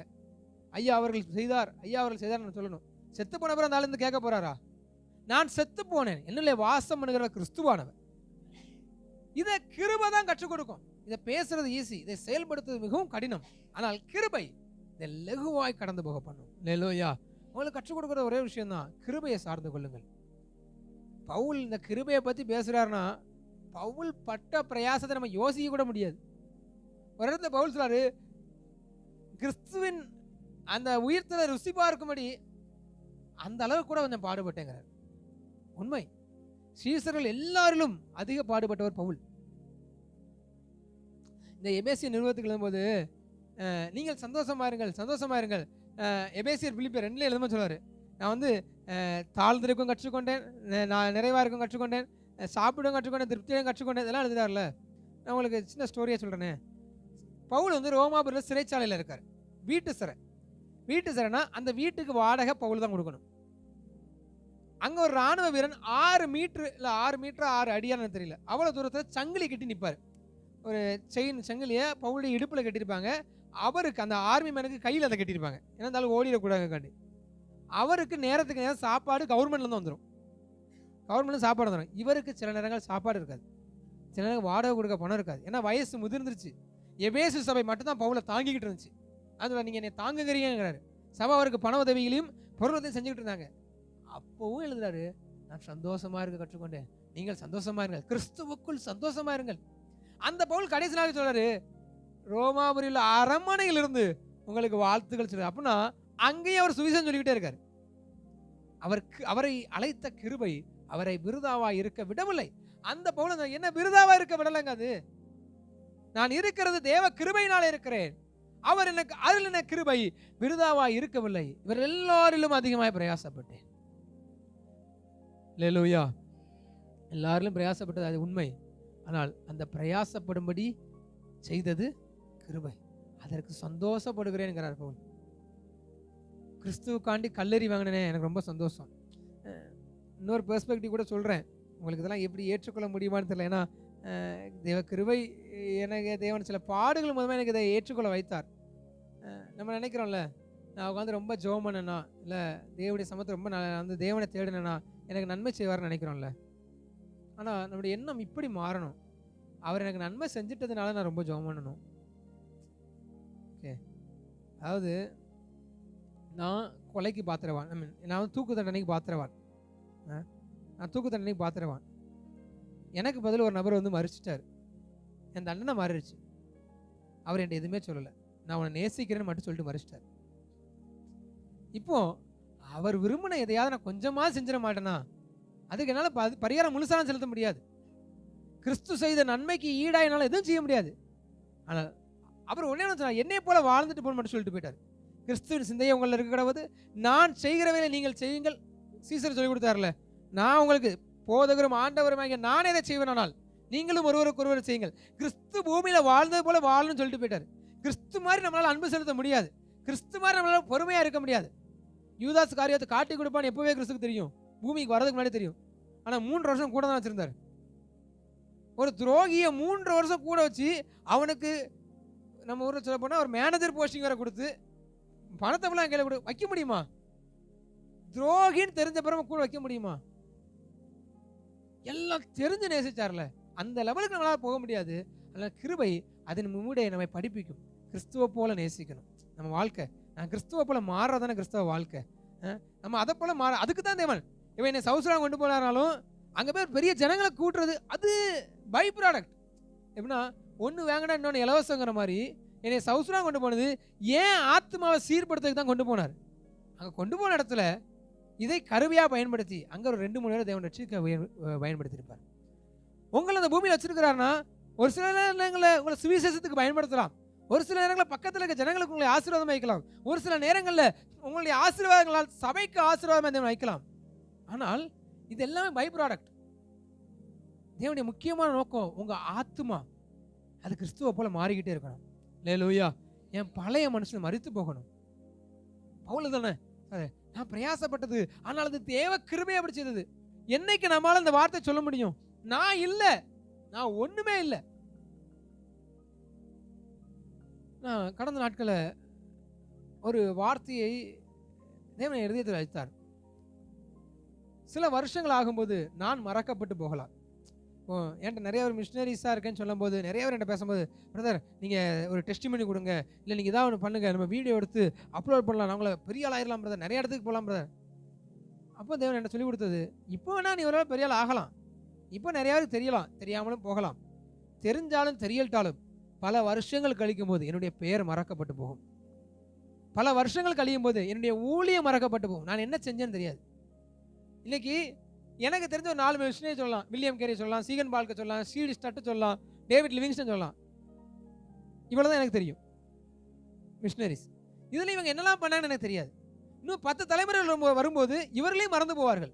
அப்போ இன்னும் 4 தலைமுறைகள் என்னையும் மறந்து போவார்கள். நான் என்ன ஊழியம் பண்ணேன்னு மறந்துடுவாங்க, உங்களையும் மறந்துடுவாங்க, நீங்கள் என்ன பண்ணுவீங்கன்னு மறந்துடுவாங்க. ஆனால் நம்மோடு இருந்த கிறிஸ்துவின் கிருபை ஒரு நாளும் மறக்கப்பட்டு போகாது. அல்லேலூயா. கிறிஸ்து மறக்கப்பட்டு போகிறவர் அல்ல. கிறிஸ்துவின் கனத்தையும் மகிமையும் ஒரு மனுஷனும் கொடுக்கிறவரும் அல்ல. அந்த கிருபை. அல்லேலூயா. நீங்க நியாயாதிபதி புத்தகத்தை வாசித்து பாருங்க, 4ஆம் அதிகாரம் 5ஆம் அதிகாரம். நல்ல ஒரு அருமையான சம்பவம். தெபோராள் எனக்கு வேதத்தில் பிடிச்ச ஒரு உமன் கேரக்டர்னா தெபோராள். நான் நிறைய ஜெபிக்கிறவங்க இல்லை சபைகளை வாலிபரில் தான் அடிக்கடி சொல்லுவேன், தெபோராளை போல நீங்கள் மாறணும்னு சொல்லுவேன். ஏன்னா அநேக நேரத்தில் யோசுவாவையும் காலேபையும் உருவாக்குற சபைகள் தெபோராக்கள் எழும்பலை சபைகளுக்குள்ள. ஏன்னா வீடுகளில் அம்மா மாதிரி வெளியே விட மாட்டாங்களே. இன்னைக்கு காலைல கூட நான் அக்காட்ட சொல்லிட்டு இருந்தேன், என்னைய சவுசுலான்னு விட்டு எங்கள் பேரண்ட்ஸால் என் தங்கச்சிகளை நார்த் இந்தியா கூட முடியுமான்னு தெரியல. நார்த் இந்தியாவே ஊழியம் பண்ணுங்க தனியாக. ஏன்னா பெற்றோருக்கு சில நேரங்கள் பிள்ளைகளை விட பயமாக இருக்குது. அதெல்லாம் பிள்ளைகள் தெபோராக்களை போல் எழும்பணும். இப்போது இந்த தெபோரால் ஒரு யுத்தத்துக்கு கிளம்புறாங்க பாராக்கை கூட்டுட்டு. நீங்கள் இதில் 5ஆம் அதிகாரத்தை வாசித்து பார்த்தீங்கன்னா இதில் வந்து பாடல்களாய் பாடுவாங்க என்ன நடந்துச்சுன்னு. பாடல்கள் பாடி வரும்போது 15ஆம் வசனத்துலேருந்து 18ஆம் வசனம் வரைக்கும் யார் யார் என்னென்ன செஞ்சாங்கன்னு எழுதுவாங்க. அப்போ சொல்லுவாங்க, ரூபன் நீ ஆட்டு மந்தையில் நின்றுட்ட, தேவஜனம் யுத்தத்துக்கு வந்துச்சு, நீ எங்கே போன? ஆட்டு மந்தையில் நின்ன. மனாசே நீ கப்பலோர நின்றுட்ட, ஆசேர் நீ கப்பலோர நின்றுட்ட, செபுலோனும் நப்தலியும், அந்த 18ஆம் வசனம் நினைக்கிறேன் வாசிங்களேன். செபுலோனும் நப்தலியும் போர்க்களத்து முனையிலே தங்கள் உயிரை எண்ணாமல் மரணத்துக்கு துணிந்து நின்றார்கள். அல்லேலூயா. இங்க உள்ள யுத்தத்தை நீங்க வாசித்து பார்த்தீங்கன்னா தெரியும். இஸ்ரவேல் ஜனத்துக்கு அவங்களுக்கு முன்னாடி நின்னா, அதாவது இவர்களுக்கு எதிராக நிற்கிற யாபீனையும் சிசராவையும் எதிர்த்து நின்னால் அவன் 100 பேர்னா இவங்க 2 பேர் கணக்கு தான். அவ்வளவு சின்ன படை, 2 பேர் 100 பேருக்கு எதிராக போற கணக்கு. ஆனால் இந்த பிரச்சனை இருக்கிறதுனால எப்பா நம்மளாலாம் போய் ஜெயிக்க முடியாது அப்படின்னு சொல்லிட்டு ரூபன் ஆடுகளின் பின்னே போயிட்டான். ஏன் போனாலும் ஜெயிக்க முடியாது, அதுக்கு நான் என் வேலையை பார்த்துட்டு போறேனே. யாரோ ஒருத்தர் பைபிள் இந்த மாதிரி பண்ண வேலை உண்டு. யோனா, நான் போவேன், நான் போய் சொல்லுவேன், ஏடா நீங்கள் செத்து போயிருங்கன்னு சொல்லுவேன், நீர் செய்ய மாட்டீர். யோனா சொன்னார்ல, நான் நினிவேக்கு போவேன், போய் உங்கள் மேலே நியாயத்திற்கு வரும்னு சொல்லுவேன், நீர் மனதுருங்கிடுவீர், அப்போ நான் சொன்னது நடக்காது, அதனால நான் போக மாட்டேன். இந்த கணக்கு யாரு? ரூபனும் மனாசையும் ஆசேரும். ஆனால் செபுலனும் நப்தலியும் என்னதான் நடந்தாலும் நடக்கட்டுமே, தேவன் சொல்லிட்டார்ல, தீர்க்க தரிசனத்துக்கு வார்த்தை வந்துருச்சு, நீ போ, நான் யுத்தத்தில் நான் செயலாற்றுவேன். இவங்க பெரிய யுத்தம்லாம் பண்ணலை, போய் நின்னாங்க. இங்கே 2 ஜனங்கள் சொல்லுது, ஒன்று தேவனுக்காய் நிற்கவே இல்லை, அந்த கிருபையை விருதாவாக்கி விட்டு ஓடினவர்கள், இன்னொன்று கிருபைக்கு கீழ்ப்படிந்தவர்கள். ஆனால் 2 பேருமே பிரயாசப்படலை. 2 பேருமே இவன் கத்தியத்துக்கு வெட்டினாலும் வசனமே இல்லை. அதோட 20ஆம் வசனத்தை வாசிங்களேங்க. வானத்திலிருந்து யுத்தம் உண்டாயிற்று, நட்சத்திரங்கள் நம்முடைய அயலகங்களில் இருந்து சிசேராவோட யுத்தம் பண்ணின. அல்லேலூயா. யுத்தம் எங்க இருந்து வந்தது? வீட்டில் நின்னவங்களும் யுத்தம் பண்ணல, போரில் வந்து நின்னவங்களும் யுத்தம் பண்ணல. அல்லேலூயா. அதான் அவட சொன்னேன், கீழ்ப்படுகிறது மாத்திரம் தான் நம்முடைய வேலை, அதையும் அவர் கிருபை தான் செய்யணும். அப்போ நம்முடைய ஜெபம் என்னவா இருக்கணும்? ஆண்டவரே, நீர் எனக்கு நியமித்ததற்கு கீழ்ப்படிய கிருபை தாரும். இதை மட்டும்தான் நம்மளால ஜெபிக்க முடியும். அந்த கிருபைக்கு கீழ்ப்படிய கிருபை தந்தார். பவுல் தான் எழுதுறாரு, அவருடைய அழைப்புக்கு கீழ்ப்படியும்படி எங்களுக்கு கிருபை தந்தார். இப்ப செபுலோனும் நப்தலியும் கீழ்ப்படிந்து யுத்தத்து முன்னணியில் நின்னாங்க. அவர் முன்னணியில் நின்னாங்க. ஆனால் யுத்தம் பண்ணினது ஒரு கர்த்தர். வானத்திலிருந்து மழை வந்தது. அந்த அதிகாரம் வாஸ்து பார்த்தா தெரியும். வெள்ளங்கள் புரண்டு ஓடினது. தேவன் மழையும் காற்றையும் அனுப்பினார். அந்த ரதங்கள் சிக்கி கொண்டன. சிசரா ஓடுனா, அங்கே ஒரு பெண்ணுடைய கையில் மரித்து போனான். அல்லேலூயா. நான் சொல்கிறேன், நான் சொல்கிறதுக்கு ஒன்றுமே இல்லை. உங்களுக்குள்ள சில நேரங்களில் நான் இருக்குமானால், நான் தேவனுக்காக நின்றேன், என் குடும்பம்லாம் நிற்கலை, ஆனால் நான் நின்னேன். ஒரு பாஸ்டர் இடையில சொன்னார், அந்த விஷயத்தை சொல்கிறேன். இப்படி வச்சுக்கோமே, ஒரு சபையில் வந்து ஒரு அம்மா கஷ்டப்படுறாங்கன்னு வச்சுக்கோங்களேன், ரொம்ப கஷ்டப்படுறாங்க, ஒன்றும் முடியலை, எனக்கு ஒரு 5000 ரூபா தேவை இருக்குது, யாராவது உதவி செய்யுங்கன்னா, சபையில் யாருமே உதவி செய்யலைன்னா அது தவறு. சபை என்பது சக விசுவாசிகள் உதவி செய்யணும். இப்போ ஒரு நபர் எதிர்த்து 5000 ரூபா கொடுத்துட்டாரு, யாருமே உதவி செய்யலை, ஆனால் ஒரு நபர் 5000 ரூபா கொடுத்துட்டாரு. கொடுத்துட்டு என்ன சொல்றாரு? இங்கே ஒருத்தனும் உதவி செய்யலை, நான் தான் உதவி செஞ்சேன். இப்போ அவங்களாவது உதவி தான் செய்யலை, இந்த ஆளு உதவி செஞ்சுட்டு பாவம் பண்ணிக்கிட்டு இருக்காரு. இது பாவம். நான் செஞ்சேன், நான் யாரும் செய்யலை, நான் நின்னேன். இது பாவம், மேட்டிமை, பாவம். சில நேரங்கள் அதான் நம்மளை உதவி செய்ய கூட ஆண்டவர் விட மாட்டார். நம்ம ஆண்டவர், நான் சொல்லுவோம், பாஸ்டர் சபைக்கு கொடுக்கணும் ரொம்ப ஆசை இருக்குது பாஸ்டர், ஆனால் எனக்கு கொடுக்கவே முடியல பாஸ்டர். ஆண்டவர் உங்களை பாவம் பண்ண விடக்கூடாதுன்னு பிடிச்சி வச்சிருக்காரு நினைக்கிறேன். இல்லையா லூயா? இன்னைக்கு ஜெபம் பண்ணுங்க, ஆண்டவரே நான் கொடுத்துட்டு பாவம் பண்ண மாட்டேன் ஆண்டவரே, மேட்டியுமே ஆக மாட்டான்னு ஜெபம் பண்ணுங்க. ஆண்டவர் கைகளை ஆசீர்வதித்து ஆண்டவர் கொடுக்க உதவி செய்வார். அல்லேலூயா. ஏன்னா ஆண்டவருக்கு உங்கள் ஆத்மா முக்கியம். நீங்கள் உதவி செய்வதை விட உங்களுடைய ஆத்மாவுக்கு முக்கியம். கொடுத்துட்டு பாவம் பண்ணுறதுக்கு நீ கொடுக்காம அமைதியாருன்றவர். இது கிருபை. நான் அது என் வாலிபத்தை தேவனுக்கு கொடுத்தேன், ஆனால் அது கிருபை. நான் நினச்சது இந்த வாலிபத்தை 25 வயசு வரைக்கும் ஓடிடலான்னு தான் நினச்சேன். எனக்கு 25 வயசு வரைக்கும் கொடுங்கன்னு ஆண்டோட கேட்டேன். 30 வயசு வச்சிருந்தேன், அடுத்து 25 கேட்டேன். 21 தூக்கிட்டாரு, முடியாதுன்ட்டாரு. கிருபை. நான் அதுக்காண்டி நான் 21 வயசுல ஆண்டவருக்காய் நின்னேன்னு சொல்றதுக்கு ஒன்றுமே இல்லை. இன்னைக்கும் அநேக நேரத்தில் விழுந்து போகிறேன், இன்னைக்கும் எழுந்து நிற்கிறேன். கிறிஸ்தவ வாழ்க்கை விழுந்தும் எழுந்து விழுந்தும் எழுந்து நிற்கிறோம். ஆனால் அந்த கிருபை நிறுத்தினது. அல்லேலூயா. சவுசுடான்னு வந்தாலும் அங்குள்ள மிஷன்ஸ் ஃபோக்கஸ் நிறையா சேஞ்ச் ஆகும்போது சபைக்குள்ளே சில கடிந்துரைக்கிற காரியங்கள் தேவன் எங்களுடைய வாழ்க்கையில் கொண்டு வந்தார். இந்த சபைக்குள்ளே இருக்கிற விபச்சார பாவங்களுக்கு விரோதமாக தேவன் பேச வைத்தார்.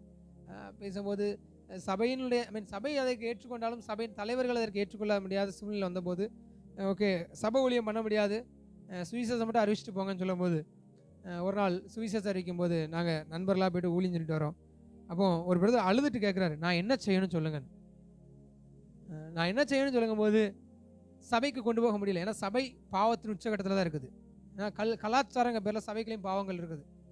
ஆப்பிரிக்க நாடுகளில் இருக்கிற எல்லா கிறிஸ்தவ நாடுகளிலும் அதிகபட்சம் சபை இருந்தாலும் கலாச்சாரங்க பேரில் பாவங்கள்னு ஒன்று இருக்குது. விபச்சார பாவங்கள் இது வந்து கலாச்சாரங்க பேரில் ஆப்பிரிக்காவில் இன்னும் இருக்குது. உள்ளே கொண்டு போக முடியல. அப்போ ஆண்டவருடைய அடுத்த ஜெபம், ஆண்டவரே சுவிசேஷம் சொல்லியாச்சு, என்ன பண்ணணும்னு கேட்குறாங்க. பிலிப்பிட்ட கேட்ட மாதிரி, தண்ணி இருக்கிறதே என் ஞானசானுக்கு என்ன தடம் கேட்ட மாதிரி, அப்பா நீ இருக்கியே எனக்கு, நான் தேவனை கற்றுக்கொள்ளணும், என்ன தடம் கேட்கும்போது கற்றுக்கொள்ளக்கூடிய வழி இல்லை, எனக்கு இது பாரமாக இருக்குன்னு ஜெபம் பண்ண போது எனக்கு ஒரு பல்லு வலி வந்துச்சு. ஒரு பல்லு எடுக்க வேண்டிய சுச்சுவேஷன். பல்லு வலி வந்து 1 மாதம் அதில் சலங்கள் வர ஆரம்பிச்சிது. ஆனாலும் தேவன் நல்லவர், வலி வரல. பல்லு வலி வந்து சலம் வந்து 1 மாதம் வலியே வராது. எனக்கே ஆச்சரியமாக தான் இருந்துச்சு. வலி வரல, தேவன் பாதுகாத்தார். அங்கே ட்ரீட்மெண்ட்ஸ் இல்லை எனக்கு. நான் ரொம்ப லாங் போனோம். அப்போது திடீர்னு எங்களுடைய பிஷப் அங்கே வந்திருந்தவர், உனக்கு ரொம்ப முடியலாம் இந்தியாவுக்கு போகணும்னு சொல்லி உடனே டிக்கெட் போட்டு டக்குன்னு இந்தியாவுக்கு வந்தேன். அதை ட்ரீட்மெண்ட் பண்ண தேவன் கிருபை செய்தார். இங்கே வந்து சில காரியங்களை பேசும்போது தேவன் தடை பண்ணினார். அதனால் சவுத் நான் ரிட்டன் வரலன்னு சொல்லிட்டேன். தொடர்ந்து வேறு நாடுகளுக்குள்ளே தேவன் மீண்டும் அந்த சுவிசேஷ ஊழியத்தை பாரப்படுத்துகிறார். வேறு நாடுகளுக்குள்ளே போகணுன்னு ஜெபம் பண்ணிகிட்டு இருக்கிறேன். எந்த நாடுகளுக்குள்ளே போகிறேன்னு தெரியல. இஸ்லாமிய நாடுகளா, சுவிசேஷம் அறிவிக்கப்படாத நாடுகளா, இல்லை எங்கன்னு தெரியல. எனக்கு பொறுத்தளவுக்கு நான் தான் கூட சொன்னேன், என்னுடைய வாழ்க்கையில் எந்த இடத்துலையுமே தேவன் என் கையில் முடிவை கொடுக்கல. அவர் தான் அநேக இடத்துல முடிவெடுத்தார், அவர் தான் திருப்பினார். அவர் திருப்பின மாதிரி எங்கே திருப்புறாரோ அங்கே திரும்பி ஓடணும்னு நாங்கள் முடிவில் ஓடிக்கிட்டு இருக்கிறேன். எனக்காக அதிகமாக ஜெபித்துக் கொள்ளுங்கள். அல்லேலூயா. இதுதான் அங்கே நடந்த சாட்சி. இதில் நான் சொல்கிறதுக்கு ஒன்றுமே இல்லை. உங்களுக்கு கண்டிப்பாக புரிஞ்சிருக்கும்னு நினைக்கிறேன். நான் சொல்கிறதுக்கு, நான் பண்ணினேன்னு சொல்கிறதுக்கு ஒன்றுமே இல்லை. அநேக மிஷினரிமார் வந்து தேசத்தில் பண்ணின அநேக காரியங்கள் உண்டு. அதை நம்ம கேள்விப்பட்ட விஷயங்களை கம்பேர் பண்ணால் கூட நான் பண்ணது ஒன்றுமே இல்லை அங்கே. ஆனால் ஒரே ஒரு விஷயம், என்னுடைய இருதயத்தை தேவன் மாற்றினார். என்ன நடத்தின தேவன் இன்றைக்கி உங்கள் மத்தியில் என்ன தேவன் கொண்டு வந்திருக்காருன்னா, ஒருவேளை அந்த கிருபையை சார்ந்து கொள்ளும்படி உங்களோட பேசியிருக்கலாம். தேவன் உங்களோட என்னெல்லாம் பேசினா எனக்கு தெரியாது. ஆனால் ஒரே வார்த்தை 2 பேருக்கு வேறு விதமாக இருக்கும். ஒரே வசனங்கள் 2 பேருக்கு வேறு விதமாக இருக்கும். ஒரே ஓட்டங்கள் சமாதானத்து ஓட்டமா, இல்லை அது வந்து சமாதானத்தின் சத்தமா, இல்லை அது அழுகின் சத்தமாக நமக்கு தெரியாமல் இருக்கலாம். ஆனால் தேவன் நல்லவர். உங்களுக்கு என்ன தேவையோ அதை உங்களோடு பேசியிருப்பார்னு விசுவாசிக்கிறேன். கிருபையை மாத்திரம், கிருபையை மாத்திரம். பெரிய பிரசங்கங்கள் பண்ணலாம், பெரிய வார்த்தைகள் உங்கள் பாஷங்கள் நிறைய சத்தியங்கள் கற்றுக் கொடுக்குறவர் தான். எல்லாற்றுக்கும் அடிஸ்தானமாய் கிருபையை மாத்திரம் பற்றிக்கொள்ளுங்கள். இந்த கிருபை இல்லை என்றால், ஏன்னா ஒரு விஷயத்தை மட்டும் சொல்லி முடிக்கிறேன். பேதுருவுக்கு கிருபை கொடுத்த தேவன் யூதாசுக்கு அந்த கிருபையை கொடுக்கல. யூதாசு பண்ண பாவமும் பேதுரு பண்ண பாவமும் ஒன்று தான். பேதுருக்கு கிருபை கொடுத்தார், யூதாசு கூட ஏன் கொடுக்கலாம் கேட்கறதுக்கு நமக்கு அதிகாரமே இல்லை.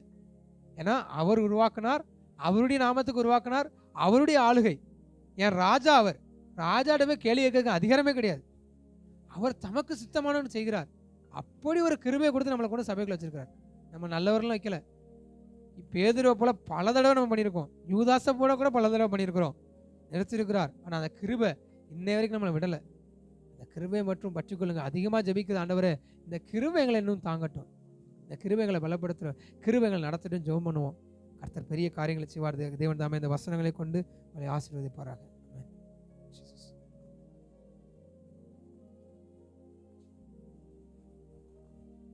அல்லேலூயா, அல்லேலூயா.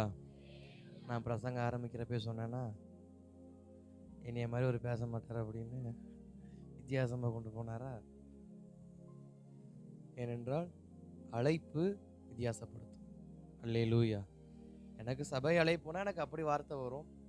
அவருக்கு தரிசனம் மிஷினரியாக இருக்கிறபடியினால் அவருடைய வார்த்தைகள் அப்படியாக இருக்கிறது. ஆக மொத்தம் நாம் கற்றுக்கொண்ட ஒரே ஒரு வார்த்தை, கிருபை இல்லைன்னா நான் இல்லை. அல்லேலூயா. நான் நிற்பதும் கிருபை, நடப்பதும் கிருபை, ஓடுவதும் கிருபை, உறங்குவதும் கிருபை, விழித்தெழுவதும் கிருபை, சம்பாத்தியப்பதும் கிருபை, செலவு செய்வதும் கிருபை. இதில் என்னிடத்தில் என்று கொடுப்பதற்கும் ஒன்றுமில்லை, கொடுத்ததை பெற்றுக்கொள்வதற்கும் எனக்கென்று ஒன்றுமில்லை, அனைத்தும் கிருபையே. அல்லேலூயா. அதனால் கிருபையை குறித்து நாம் அநேகம் கற்றுக்கொண்டோம். கர்த்தர் நல்லவர்.